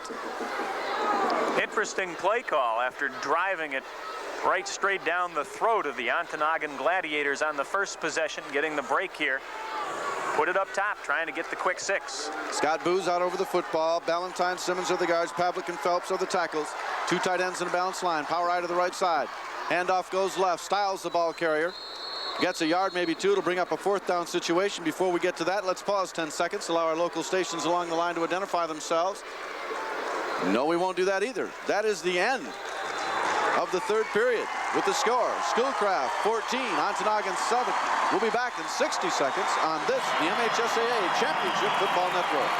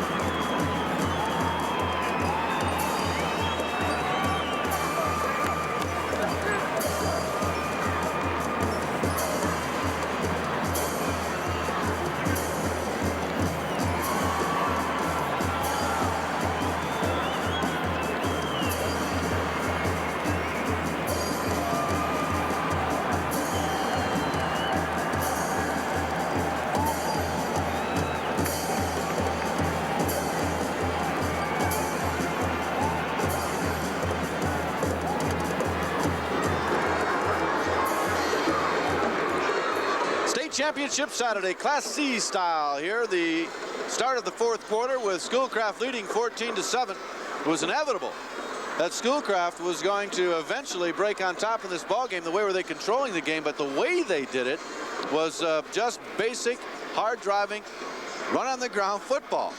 A drive in the 3rd quarter that consumed over 10 minutes on the clock, took up 19 plays, over 60 yards using the same formation, power eye right, power eye left, just kept running the football. Now let's take that station ID. 10 seconds for local stations to identify themselves. You're listening to Michigan Sports Services, a division of the Great Lakes Media Group.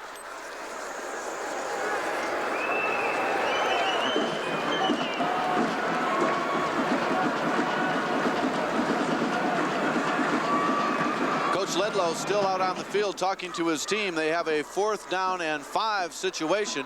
The ball resting just outside the 17-yard line. They need to get just inside the 7, so it's a long 5, almost 6.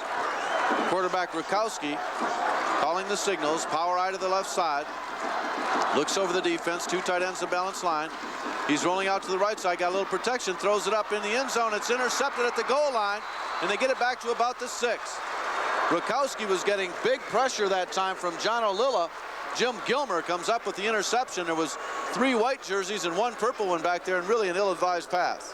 Yeah, 3rd or 4th interception. That one might just as well have been knocked down. They had a little better field position in the end. But good and important defensive stand for the Gladiators of Ontonagon, as after going down 14-7, they could ill afford to allow that last turnover turn into any points. And so big defensive stand for the Glads. Chris Hill up under center, I formation in the backfield, Babula close and Gilmer deep. Here's the snap handoff, first man through. And it's Jim Babula. He gets it out close to the 10-yard line, gain of maybe a yard or 2. We'll call it 2nd and 9. Ontonagon deep in their own territory, trailing 14-7, 4th period of play. And looking to get back into this one. Their only score coming on a 68-yard pass interception return for a touchdown. Hill again calling signals, hands off on the inside. The ball carrier this time from the wing position, Jerry Clary. But he is met hard when he reaches the line of scrimmage. Getting up off the bottom of the pile, Andy Pavlik. And Andy really put a shot into Jerry Clary that time. Well, a neutral zone is anything but a neutral zone right now in this football game. Schoolcraft owns it. That's correct, and have really since the 2nd quarter. And a big 3rd down situation here now for Ontonagon, as they need to give their defense a rest, keep them off the field a while. Brookins goes wide to the left side. Hill back to pass, standing in his own end zone, throws it out in the flat. It's complete. It's complete out there to Babula, but he will not get 1st down yardage. In fact, barely gets it across the 10-yard line. Matt Fox coming up from his linebacker or defensive end position to make the stop along with Doug Schrader. And he'll bring on the punting team for the Gladiators. And Jerry Balcom will be punting from close to his own end zone. And this should result in the Eagles of Schoolcraft getting great field position once again to begin another offensive drive. Dave Kaufman and Steve Sutton back deep to receive it. Here's the snap. It's a good one. Low spiraling kick. Good for a run back. It's taken back there by Sutton. He's got running room, gets back to the 50, and a good open field tackle in there by Tony Smarch, number 44, for Ontonagon as he got down and made the stop. 9:43 remaining in the ball game. And I'm sure we'll see that bruising ground game again and just work on that clock as Schoolcraft has the lead now and just wants to work on that clock and keep eating up the ground. And there's nothing yet to indicate that Ontonagon is going to be able to stop them. Yeah, and the way Schoolcraft is playing and running the football, the clock really becomes a factor, and we're going to have to watch it now. 9.5 could go very quickly with the kind of football the Eagles play. Here's the snap. Handoff right side. A little bit of running room for Kirby Stile. He's stacked up behind or at the line of scrimmage. Making the initial contact was Jerry Clary. And it will be a 2nd down and 10. Little or no gain on the play. And Clary getting up a little bit slowly. You know, it took forever for the officials to blow their whistles that time, and that is a tribute to the running style of Kirby Stile. They have seen him 4 or 5 times here be next to down and fight his way out of it. And those officials, the guys in stripes there, waited and waited and waited to see if Kirby Stile was going to bust loose. Never did this time. Good defense. Stopped for a very little gain. They break the huddle now. Booze out over the football. Simmons and Ballantyne the guards. Pavlik and Phelps are the tackles. Quarterback is Robertson. Looking over the defense. Power eye to the right side. Here's the snap. Handoff left side. Styles the ball carry. He's got running room. 45-40 inside the 40 at the 38-yard line. Tony Smarch and Jim Gilmer come up with a tackle, but not before Mr. Stile gets first down yardage inside the 40 at the 39. Well, Kirby Stile already over 100 yards, as we mentioned in the third quarter, and he's adding to that total here in a hurry. Schoolcraft with the football and the lead. 8:19 remaining in this contest. Class C state championship on the line. Here's the snap. Handoff goes to the right side. Stile with running room. 35-30 breaks to the outside. Gilmer's the only one that can get him, and he does. A touchdown saving tackle that time by Jimmy Gilmer as he just reached out and pulled him down. But Kirby Stile, once he got through the neutral zone and across by the linebackers, he just kicked her into high gear and headed for the outside and almost ran it all the way. Well, we're giving a lot of accolades to Stile and to Schrader, but Bill mentioned that group up front again. Jeff Giroux, Brad Simmons, Scott Booz, Rick Ballantyne, Kurt Phelps, the tight end Matt Fox. Those are the guys who are really doing the work right now, the line for Schoolcraft. And they certainly have the entire second half. Here's the snap, handoff up the middle. Ball is loose. It's scrambled for on the floor. Let's see. Ontonagon says they have it, and they do. Let's pause 60 seconds. Ontonagon with a football. 7:34 remaining. The MHSAA Championship Football Network.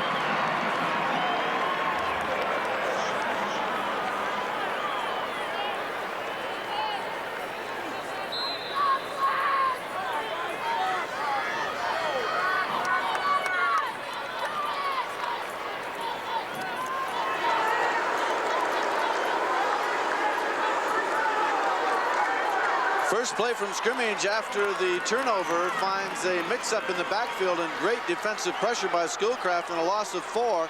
It's 2nd and 14 and back to pass goes Hill. Now he's got to run with it under pressure out to the 20, the 25, the 30, the 35 still on his feet.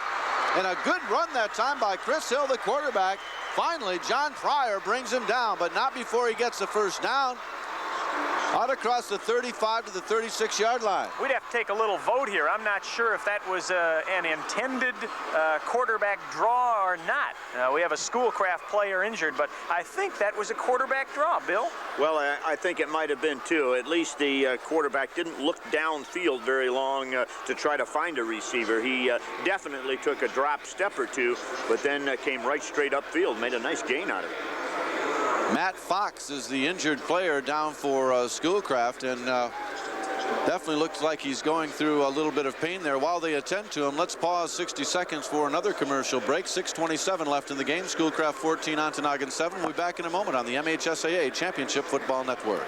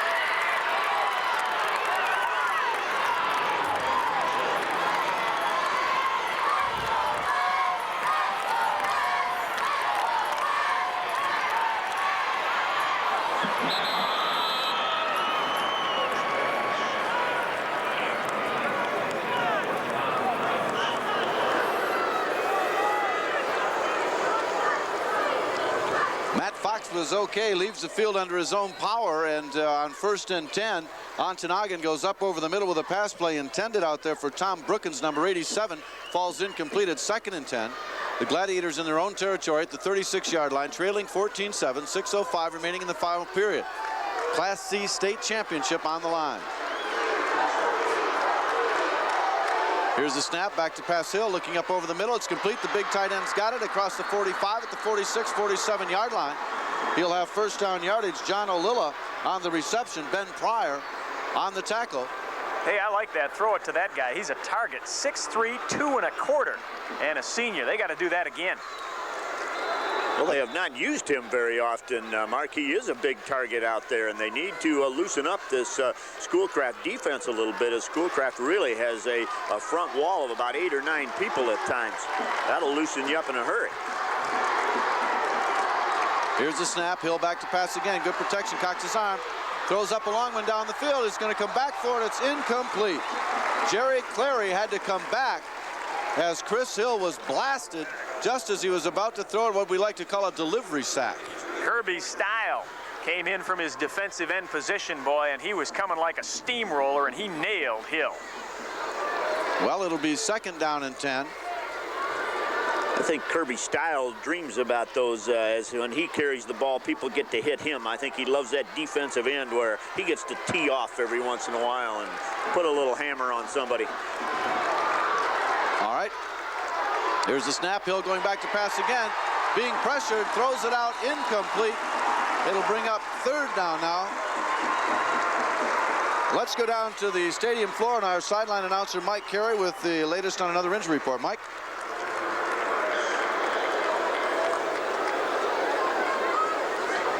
Well, again, it appears that Mike's microphone is not on, and we'll ask for that again in just a moment or so. Good job on that last play, John, by Chris Hill, the quarterback, just getting rid of the football. Pressure was coming like mad, and he threw it out there incomplete, but saved his team about 10, 15 yards. 3rd and 10. Big play right here for Ontonagon. Back to pass Hill, looking downfield, throws it up under pressure again. It's going sailing way out of bounds, intended for Jerry Clary. Doug Schrader right there with him, making pressure, putting the pressure rather on the quarterback. Once again, just no time at all for Chris Hill to locate a receiver, plant his feet, and deliver the ball. He's throwing it up for grabs, but the reason is simply because there are eagles in his face every time he drops back. Now let's go to the sideline and Mike Carey. Mike?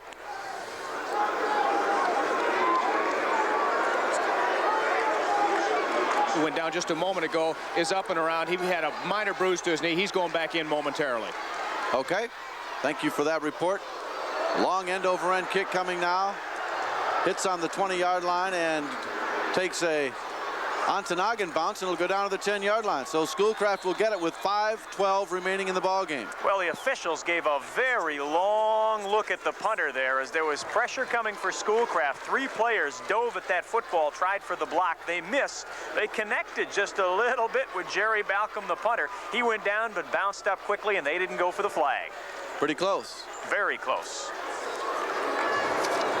Schoolcraft will have the ball in their own territory at the 11-yard line, working it out now as they want to kill 5 minutes and 11 seconds on the clock and take home a trophy for the 2nd consecutive year. Last year, of course, they were Class D state champions. Looks like this year they're on their way to a Class C state championship unless Ontonagon can really pull out a big turnover. They need it here. Handoff left side from Rukowski. Straight up the middle, I believe Style was the ball carrier. Stacked up there by a host of gladiators. Leading the charge, Peter Milu getting up off the bottom of the pile, as well as Jerry Clary and Jim Koski. Not too hard to figure out what Coach Larry Ludlow would like to do right here, as once again he lines up that power I formation behind that big front wall of his offensively, and just going to pound it at the Gladiators. Keeps both ends in tight. He has the entire second half. He's only thrown 1 pass, and that was out of the power I formation. So they've used the same formation the entire second half. Handoff goes to Style again, right up the middle. Gain of 2, maybe 3 yards on the play. Mike Butla was there to make the initial contact for Ontonagon. But that clock is ticking away, becoming ever so quickly an ally of Schoolcraft and an enemy of Ontonagon. Boy, this is the play right here, John. If you're Ontonagon, you've got to get the football back and do it soon. And this 3rd and 5 is a good opportunity. You've got to stop Schoolcraft right here. Conversely, if Schoolcraft can manage to find a first down here, they have moved very, very close to a state title. They break the huddle. Booze out over the ball. Simmons and Ballantyne are the guards. Pavlik and Phelps are the tackles. Fox and Pryor are the tight ends. Power eye to the left side this time. And a 5-yard penalty will be stepped off as John Pryor, the tight end on the right side, jumps off. The Ontonagon players asking for a little fan support over there.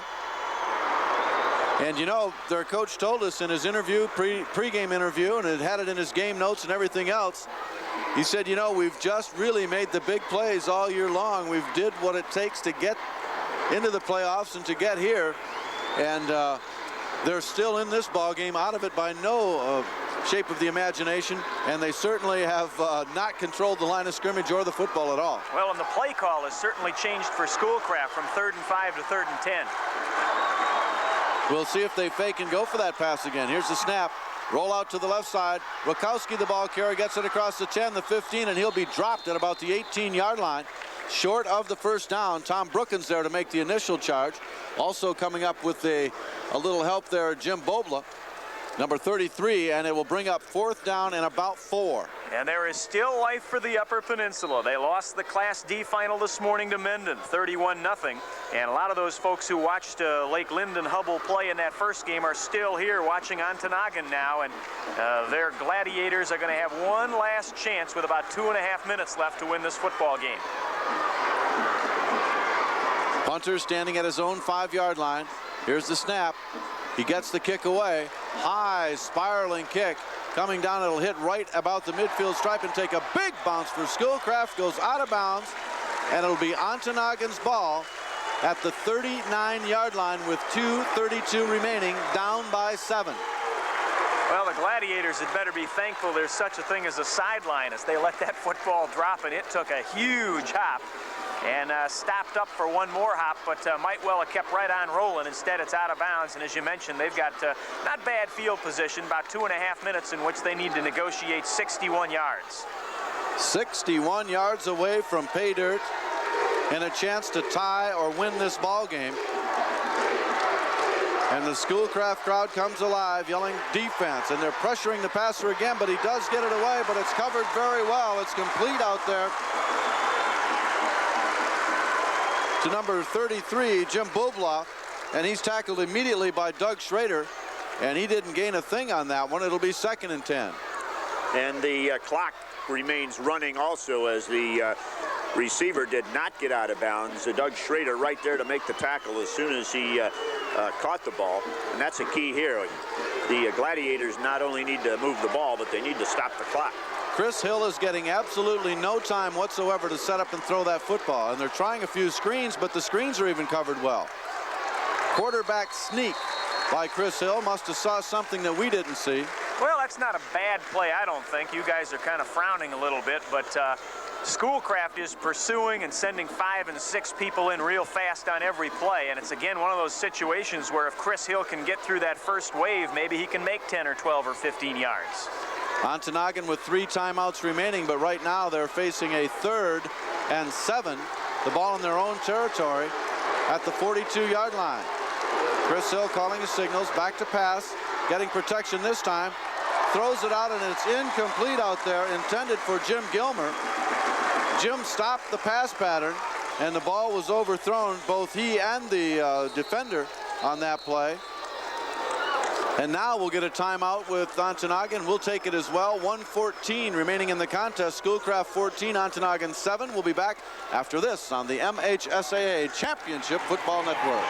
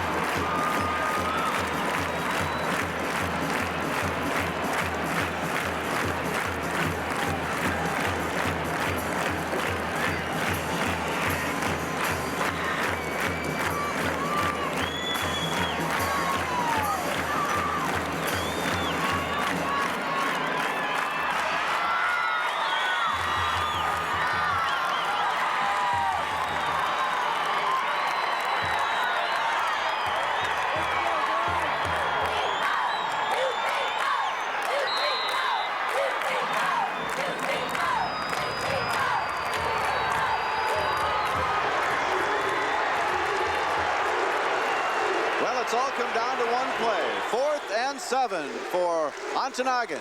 Here's the snap. Quick pitch going back. It's going to be a fake reverse.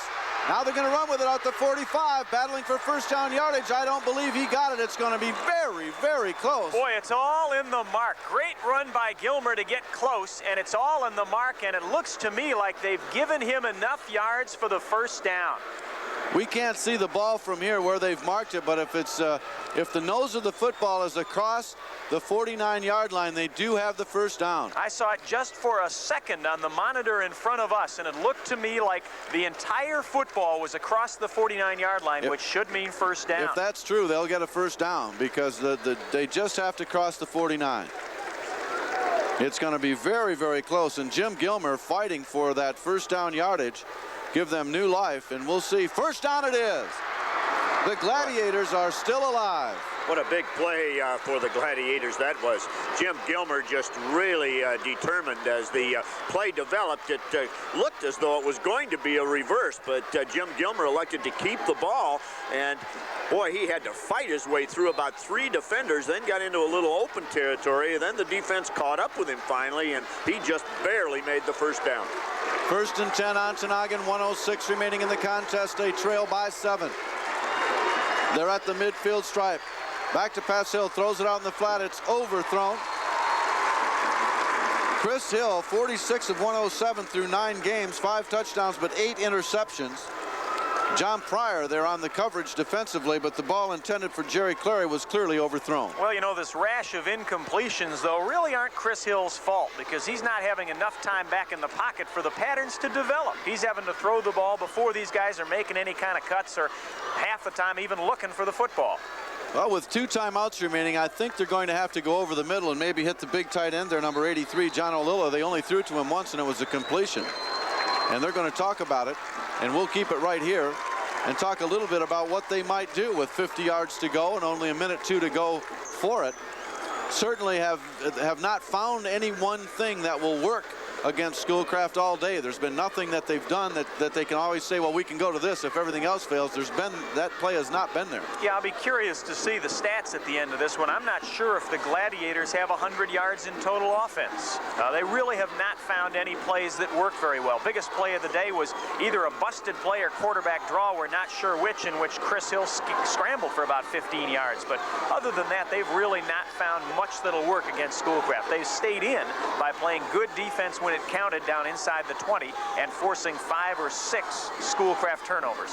And making the plays when they needed to. And of course, the biggest one was that 68-yard interception return for a touchdown early in the ball game that gave them that 7-6 lead. We didn't get to mention earlier on that that's the 3rd record we've seen set here today. That 67-yard interception return for a TD by Cleary sets a new Class C championship record. 2nd down and 10, ball right at the midfield stripe. Ontonagon with a football, trailing by 7, 1:02 remaining in the game. Chris Hill back to pass, good protection, throws it up over the middle. It's complete to the big tight end, number 83, John O'Lilla. I think it's Balcom. I saw O'Lilla leave the field just before the play, and I think it's the tight end who came in for him, Balcom, who takes it. You're right, but nevertheless, it was to the tight end, and he did pull it in, and it's a 1st down, and it gets it down to around the 37-yard line. I think it's also the same play that we saw O'Lilla catch the ball on earlier. Wide to the left side, number 87, Brookins. 2 men in the slot left, single setback. Hill under center, calling signals, goes back to pass. Going to throw up a long one. Intended out there and intercepted at the 15-yard line. Steve Sutton comes up with the interception. Wait a minute. I think Steve Sutton gave up the ball a little too quick here. I think they're going to give the ball to the offensive team. They are? Oh, they are. Oh, my. He dropped it before he hit the ground? No, Steve Sutton thought he intercepted the ball, and as he got up, he gave up the ball. You watch here as he's down, and now he'll get up without the ball. And the offensive player has it. It was taken away from him as he fell to the ground and stripped it out. Oh, what a call. 1st and 10 at the 15. Well, certainly, Coach Larry Ledlow can't believe it. And he's going to take time out and talk to somebody about it. But the player's back was to the Schoolcraft side when he came down with the football. The offensive player had his arms around it as well. And when they hit the ground, the offensive player had the ball. Oh, Larry Ledlow is out on the field, and he wants to have a word with somebody. You're right. He does not like that call. He is livid.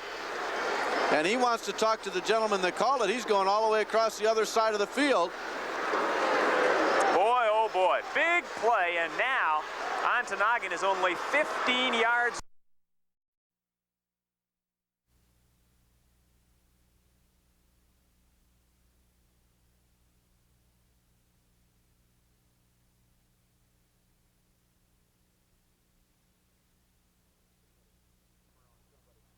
On somebody. All right. Here's the snap. Hill going back to pass again. Being pressured, throws it out, incomplete. It'll bring up 3rd down now. Let's go down to the stadium floor and our sideline announcer Mike Carey with the latest on another injury report. Mike?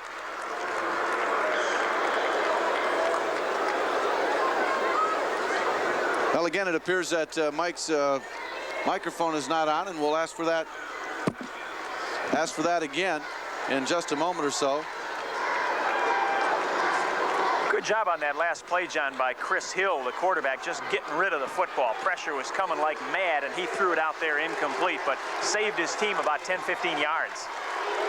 3rd and 10. Big play right here for Ontonagon. Back to pass Hill, looking downfield, throws it up under pressure again. It's going sailing way out of bounds, intended for Jerry Clary. Doug Schrader right there with him, making pressure, or putting the pressure rather, on the quarterback. Once again, just no time at all for Chris Hill to locate a receiver, plant his feet, and deliver the ball. He's throwing it up for grabs, but the reason is simply because there are eagles in his face every time he drops back. Now let's go to the sideline and Mike Carey. Mike?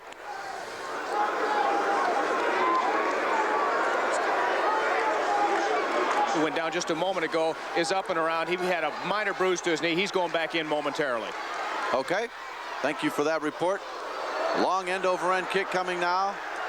Hits on the 20-yard line and takes a Ontonagon bounce, and it'll go down to the 10-yard line. So Schoolcraft will get it with 5:12 remaining in the ball game. Well, the officials gave a very long look at the punter there as there was pressure coming for Schoolcraft. 3 players dove at that football, tried for the block. They missed. They connected just a little bit with Jerry Balcom, the punter. He went down but bounced up quickly, and they didn't go for the flag. Pretty close. Very close. Schoolcraft will have the ball in their own territory at the 11-yard line, working it out now as they want to kill 5 minutes and 11 seconds on the clock and take home a trophy for the 2nd consecutive year. Last year, of course, they were Class D state champions. Looks like this year they're on their way to a Class C state championship unless Ontonagon can really pull out a big turnover. They need it here. Handoff left side from Rakowski. Straight up the middle, I believe Style was the ball carrier. Stacked up there by a host of Gladiators. Leading the charge, Peter Milu getting up off the bottom of the pile, as well as Jerry Clary and Jim Koski. Not too hard to figure out what Coach Larry Ludlow would like to do right here, as once again he lines up that power I formation behind that big front wall of his offensively, and just going to pound it at the Gladiators. Keeps both ends in tight. He has the entire second half. He's only thrown 1 pass, and that was out of the power I formation. So they've used the same formation the entire second half. Handoff goes to Style again, right up the middle. Gain of 2, maybe 3 yards on the play. Mike Butla was there to make the initial contact for Ontonagon. But that clock is ticking away, becoming ever so quickly an ally of Schoolcraft and an enemy of Ontonagon. Boy, this is the play right here, John. If you're Ontonagon, you've got to get the football back and do it soon. And this 3rd and 5 is a good opportunity. You've got to stop Schoolcraft right here. Conversely, if Schoolcraft can manage to find a first down here, they have moved very, very close to a state title. They break the huddle. Booze out over the ball. Simmons and Ballantyne are the guards. Pavlik and Phelps are the tackles. Fox and Pryor are the tight ends. Power eye to the left side this time. And a 5-yard penalty will be stepped off as John Pryor, the tight end on the right side, jumps off. The Ontonagon players asking for a little fan support over there. And you know, their coach told us in his interview, pre-game interview, and it had it in his game notes and everything else. He said, you know, we've just really made the big plays all year long. We've did what it takes to get into the playoffs and to get here. And they're still in this ball game, out of it by no shape of the imagination. And they certainly have not controlled the line of scrimmage or the football at all. Well, and the play call has certainly changed for Schoolcraft from 3rd and 5 to 3rd and 10. We'll see if they fake and go for that pass again. Here's the snap. Roll out to the left side. Rakowski, the ball carrier, gets it across the 10, the 15, and he'll be dropped at about the 18-yard line. Short of the first down. Tom Brookins there to make the initial charge. Also coming up with a little help there, Jim Bobla, number 33, and it will bring up 4th down and about 4. And there is still life for the Upper Peninsula. They lost the Class D final this morning to Minden, 31-0. And a lot of those folks who watched Lake Linden-Hubble play in that first game are still here watching Ontonagon now. And their Gladiators are going to have one last chance with about 2.5 minutes left to win this football game. Punter standing at his own 5-yard line. Here's the snap. He gets the kick away. High spiraling kick coming down. It'll hit right about the midfield stripe and take a big bounce for Schoolcraft. Goes out of bounds, and it'll be Ontonagon's ball at the 39-yard line with 2:32 remaining, down by 7. Well, the Gladiators had better be thankful there's such a thing as a sideline as they let that football drop, and it took a huge hop and stopped up for one more hop, but might well have kept right on rolling. Instead, it's out of bounds, and as you mentioned, they've got not bad field position, about 2.5 minutes in which they need to negotiate 61 yards. 61 yards away from pay dirt and a chance to tie or win this ball game. And the Schoolcraft crowd comes alive, yelling defense, and they're pressuring the passer again, but he does get it away, but it's covered very well. It's complete out there to number 33, Jim Bobla, and he's tackled immediately by Doug Schrader, and he didn't gain a thing on that one. It'll be 2nd and 10.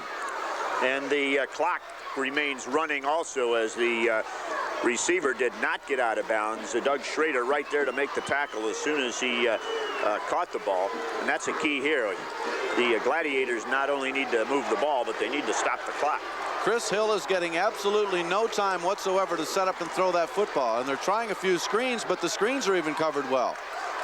Quarterback sneak by Chris Hill. Must have saw something that we didn't see.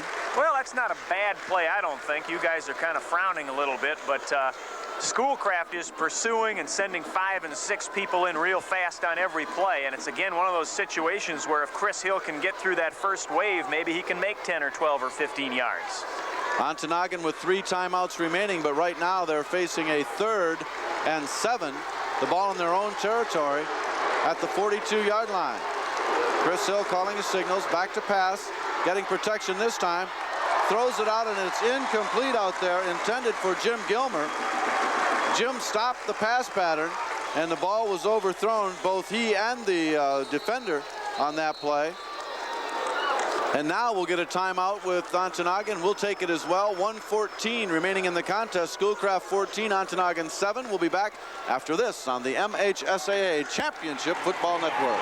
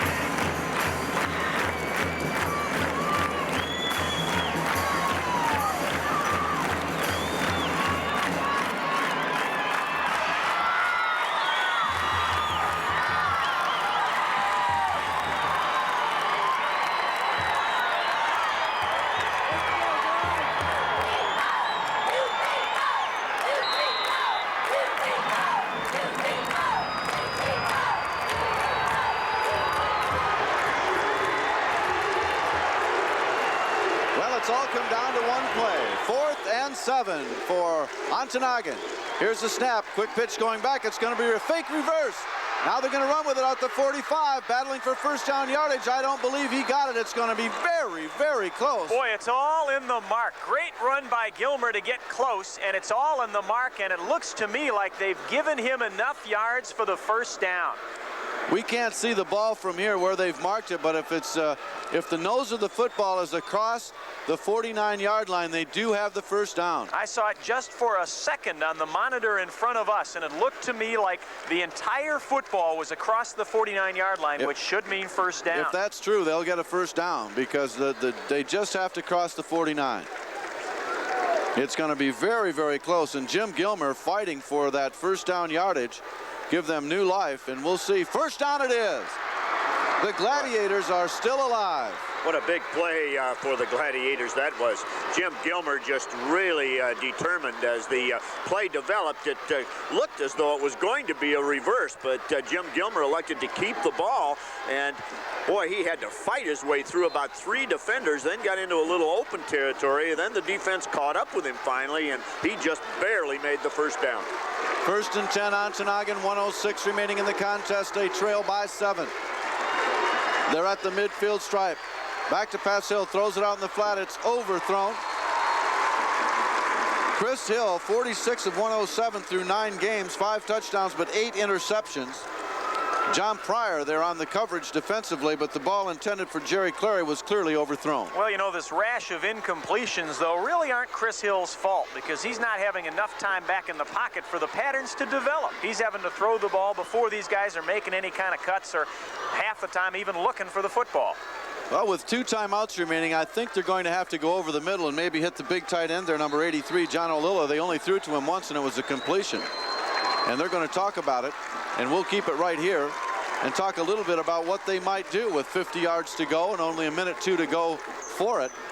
Certainly have not found any one thing that will work against Schoolcraft all day. There's been nothing that they've done that they can always say, well, we can go to this if everything else fails. That play has not been there. Yeah, I'll be curious to see the stats at the end of this one. I'm not sure if the Gladiators have 100 yards in total offense.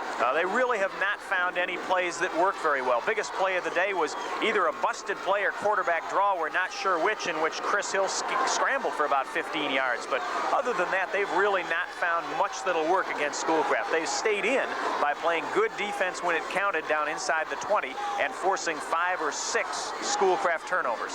And making the plays when they needed to. And of course, the biggest one was that 68-yard interception return for a touchdown early in the ball game that gave them that 7-6 lead. We didn't get to mention earlier on that that's the third record we've seen set here today. That 67-yard interception return for a TD by Cleary sets a new Class C championship record. Second down and 10, ball right at the midfield stripe. Ontonagon with a football, trailing by 7, 1:02 remaining in the game. Chris Hill back to pass, good protection, throws it up over the middle. It's complete to the big tight end, number 83, John O'Lilla. I think it's Balcom. I saw O'Lilla leave the field just before the play, and I think it's the tight end who came in for him, Balcom, who takes it. You're right, but nevertheless, it was to the tight end, and he did pull it in, and it's a first down, and it gets it down to around the 37-yard line. I think it's also the same play that we saw O'Lilla catch the ball on earlier. Wide to the left side, number 87, Brookins. 2 men in the slot left, single setback. Hill under center, calling signals, goes back to pass. Going to throw up a long one. Intended out there and intercepted at the 15-yard line. Steve Sutton comes up with the interception. Wait a minute. I think Steve Sutton gave up the ball a little too quick here. I think they're going to give the ball to the offensive team. They are? Oh, they are. Oh, my. He dropped it before he hit the ground? No, Steve Sutton thought he intercepted the ball, and as he got up, he gave up the ball. You watch here as he's down, and now he'll get up without the ball. And the offensive player has it. It was taken away from him as he fell to the ground and stripped it out. Oh, what a call. 1st and 10 at the 15. Well, certainly, Coach Larry Ledlow can't believe it. And he's going to take time out and talk to somebody about it. But the player's back was to the Schoolcraft side when he came down with the football. The offensive player had his arms around it as well. And when they hit the ground, the offensive player had the ball. Oh, Larry Ledlow is out on the field, and he wants to have a word with somebody. You're right. He does not like that call. He is livid. And he wants to talk to the gentleman that called it. He's going all the way across the other side of the field. Boy, oh boy, big play, and now Ontonagon is only 15 yards away from tying, or as you mentioned earlier, maybe winning this game. 36 seconds left. Boy, you talk about a big play team. This Ontonagon team has certainly been that in this ball game. I don't know how many times I just mentally had them counted out, Mark. Me too, yeah. And all of a sudden they're back in the ball game, and here we go, the ball on the 15, and they're only 15 yards away from taking the lead in this one. Larry Ledlow is still out there, the Ontonagon team approaching the football, and Coach Ledlow is right in the middle of it, still arguing with the official. He can't believe it. He just can't believe it. But the replay did show that the offensive player had his arms on the ball as well, and when Steve Sutton jumped up from the ground, he did not have the football in his arms. Jim Gilmer did. 1st and 10 at the 15-yard line. Miller back to pass, throws it up over the middle. Incomplete, intended out there for Jerry Balcom, and he was open at the goal line. Boy, once again, credit the pressure defense. That time, Doug Schrader coming from a linebacker spot with a hand up in front of Chris Hill. And as you said, the receiver open in the end zone, John. But quarterback Chris Hill having to pull the trigger just a hair too soon.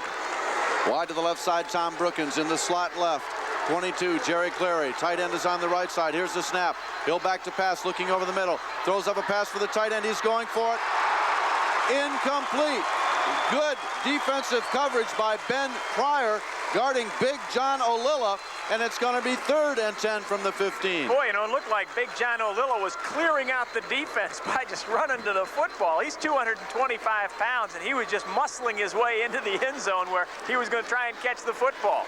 Well, he's also about 6'3", and I think that's another weapon that the Gladiators are trying to use. Throw it up there and let the big guy go up after it, the old alley-oop style. Tight end on the right side, slot on the left with the wide receiver. I formation in the backfield. Hill back to pass, looking over the middle. Cocks his arm, throws one up, overthrown again, intended for Balcom. Fourth down coming up. Let's pause 10 seconds, allow our stations to identify themselves. This is Michigan Sports Services, a division of the Great Lakes Media Group.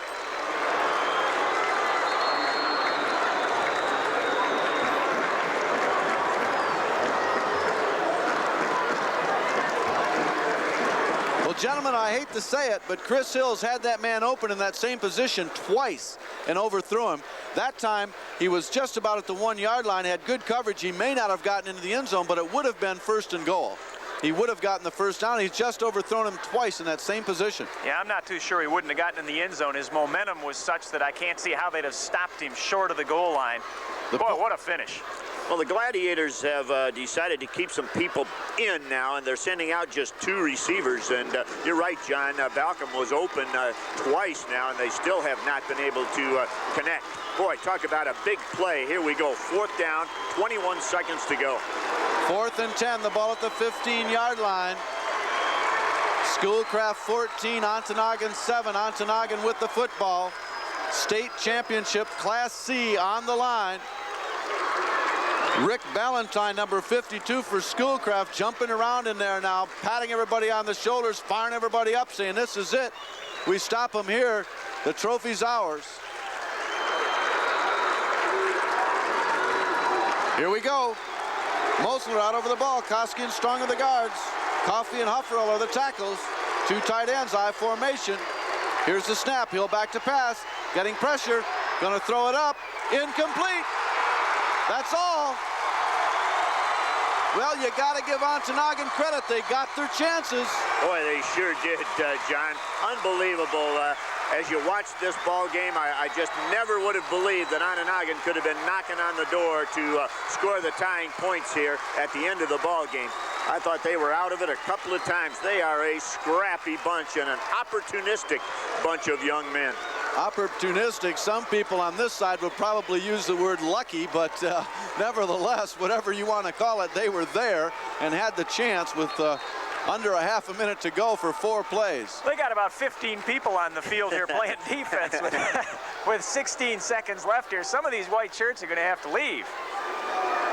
Still got 13 or 14. Well, Coach Bob Carlson trying to get a lot of substitutes in the game just to give them the feeling that they were part of. Flags all over the place now. They're throwing a lot of flags. I don't know, maybe they still didn't get enough people off the field. Well, nevertheless, I count 12 out there. Nevertheless, Schoolcraft just snapping it off, wanting to run out the clock. Ontonagon does have 1 timeout remaining, but it will be in vain because all the Schoolcraft Eagles are going to do is snap the ball and put the knee down, and they may be able to stop it once, but that will be it. Boy, you just can't believe. I mean, it's one of those things you can say you had to be there to believe it, because you just couldn't believe that Ontonagon was going to be in this ball game, especially after that 10-minute drive in the 3rd quarter. And still, right at the end, they've got 4 plays from the 15-yard line to either tie it or go ahead. And twice they're open at the goal line, and they just miss them. They just miss them, overthrow them twice. Again, the penalty against Ontonagon will move it out to the 30-yard line. That's all, ladies and gentlemen.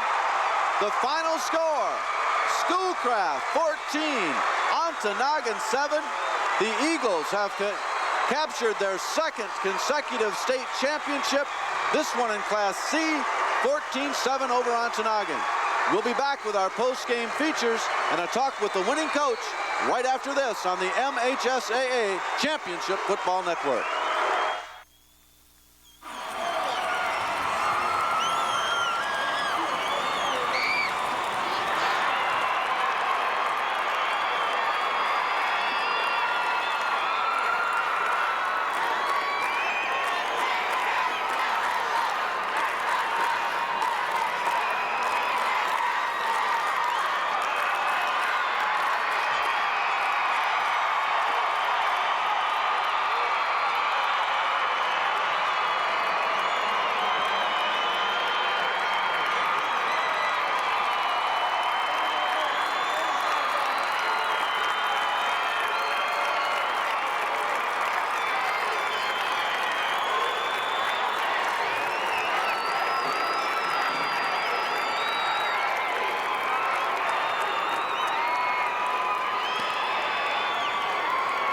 Ladies and gentlemen, before the presentation of the championship trophies and medals, let's acknowledge these two fine football teams for their achievements this year and their play here today.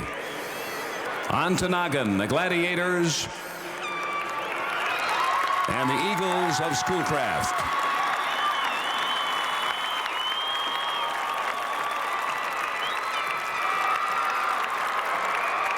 Norm Johnson, athletic director at Bangor High School, a member of the Michigan High School Athletic Association Representative Council, will make the trophy presentation to the 1989 Class C champion runner-up Gladiators of Ontonagon, and accepting the trophy, their head coach, Bob Carlson.